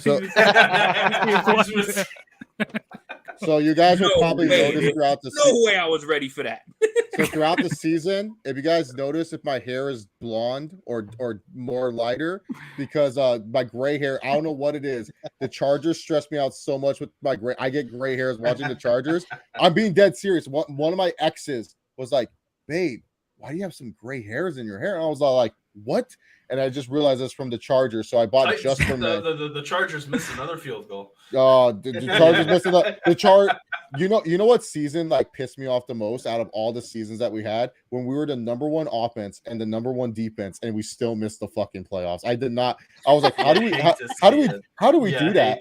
How like I get like not a lot of things piss me off, but that's one when people bring that up, I just get triggered immediately. I just go like. I just get pissed. I just have to throw something. All those seasons recently of Phillip Rivers and Antonio Gates just wasted. Nothing is more. Nothing is more lovely. NLT. Football, but nothing is more aggravating than football. Yeah, I know. Nothing Yeah. is more, like it is like you can watch baseball, basketball. There's nothing more aggravating than football. Yeah. And you know why? It's because it's 17 games. It's a shorter Yeah. season. Yeah. You live and die Every every game week. matters. Every game matters. That's why- Everything. The That's why whole it's so season hard. matters. That's why it's so hard for me to get into basketball and baseball, because it's like a team loses a game. It's like, well, they're going to play again tomorrow, so it's Yeah. fine. There's No, 180 something hours, 80 something games. It's just like this one doesn't matter as much. Football. That's That what- loss. Playoffs. That loss. Until the playoffs, Yo, yeah. you go on a 3-game losing streak, bro. You're already thinking about the Oh. draft pick next year. Yeah. No, Oh, that's why I man. hate when NBA guys are always like, "Oh, well, when trades happen, I'm like, did you watch any of the Cleveland Cavaliers games with like at all?" And everyone's like, "Oh, well, they're A seed." Yeah, you didn't watch any of their games. You don't know if they're going to be good or not. Like people are like now saying the Cavs are top 3 in the NBA. I'm like, do you watch their games? Did you? I don't want to talk about the damn Cavaliers. Sorry, I forgot. Triggering me. Yo, all they gave up was Colin Sexton and draft picks? Yeah, they gave up Donovan Mitchell at home for Donovan Mitchell. It's crazy. Yo, y'all cheap, son. But more importantly than that, I mean, I don't even follow basketball like that. But the fucking means that like the Jazz are willing to take anything. Yo, Yeah. what? Colin Sexton and draft picks? That's all it took? Oh, and the Great White Hope, Laurie Markkinen. Don't forget about Laurie. And the funny part about it to me is, as little as I know about basketball, unprotected draft picks. Yo. That's crazy to me. What are they doing? We'll have an NBA stream. And we'll talk about Yeah, it. there. Sid's somewhere Sid's Get ears. Julius- Real- get no, Julius no. Randle's disgruntled ass out of Ban there. Real Take Sports real quick. You did not say that name. I am so pissed that you said that. Oh, now Mike I'm gonna put it up. Turner. Oh my god. Now I'm Mike gonna the put it up on Burner the screen. Turner. Why do you have to say that name? He ruined my birthday. This motherfucker makes every field goal in the NFL for one season, and then against the Jets, he's like, I'm just gonna miss every field goal, and then we're gonna let Sean Green look like he's fucking prime. Goddamn, who is that big ass Jerome Bettis? He looked like Jerome Bettis against us. He was breaking every single tackle. I hate that Jets game. We are the reason why Mark Sanchez got 2 extra years in the league. That's a name I haven't heard in years. This is what football does to us. You guys, wait, hold on. You guys, Beautiful poison, I'll tell you that. you guys should have seen me during this year. This fucking where every single game they were basically losing or holding on to a lead until the very end of the game. That suddenly that defense was like, okay, we're gonna have to do something. And then we're just, Can y'all StatKing imagine how against entertaining the these Patriots? watch-alongs are gonna be? oh no, that Patriots game in the snow. I was at a restaurant with one of my law school buddies at the time. And he's a Patriots fan from Boston. And Oh we god. we were watching That's the that worst. live when it went into overtime with Osweiler and he handing it off to CJ Anderson, and they fucking just go. And the best part of it is we watched the fucking AFC Championship game together too. Yeah, that AFC Championship game, I would be free. I couldn't even. I wouldn't be able to breathe. I would just be like, no, like screw that. I saw slow ass Peyton Manning rushing. I see slow ass Tom Brady rushing for yards. I was like, Jesus Christ, they're gonna die. Oh man.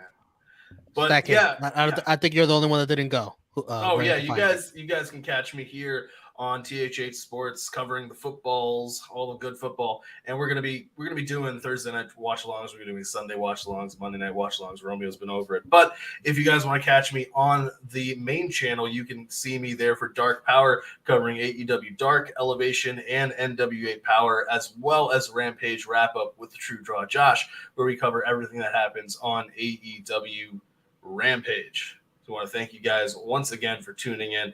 This has been a blast, and also the longest stream we've had for definitely our longest stream ever. From this Yeah, year. it's until the games start. Then we'll be changing. We fucking go another 30, 45 minutes. We'll go till 3 a.m. Well, no, thank you guys for sticking with us in the chat, man. A lot of you, we got our highest viewership, like almost 2 hours in. So, like, a lot of you guys came in late, but that's okay. Go watch back what you missed. It was a fun conversation talking about the AFC West. So until next time, guys, we want you to take care of yourselves and each other. And there's only 1 week left. No, thank 1 God. week left. 1 week left. 1 week left. Until next time. Russ looks so unhappy.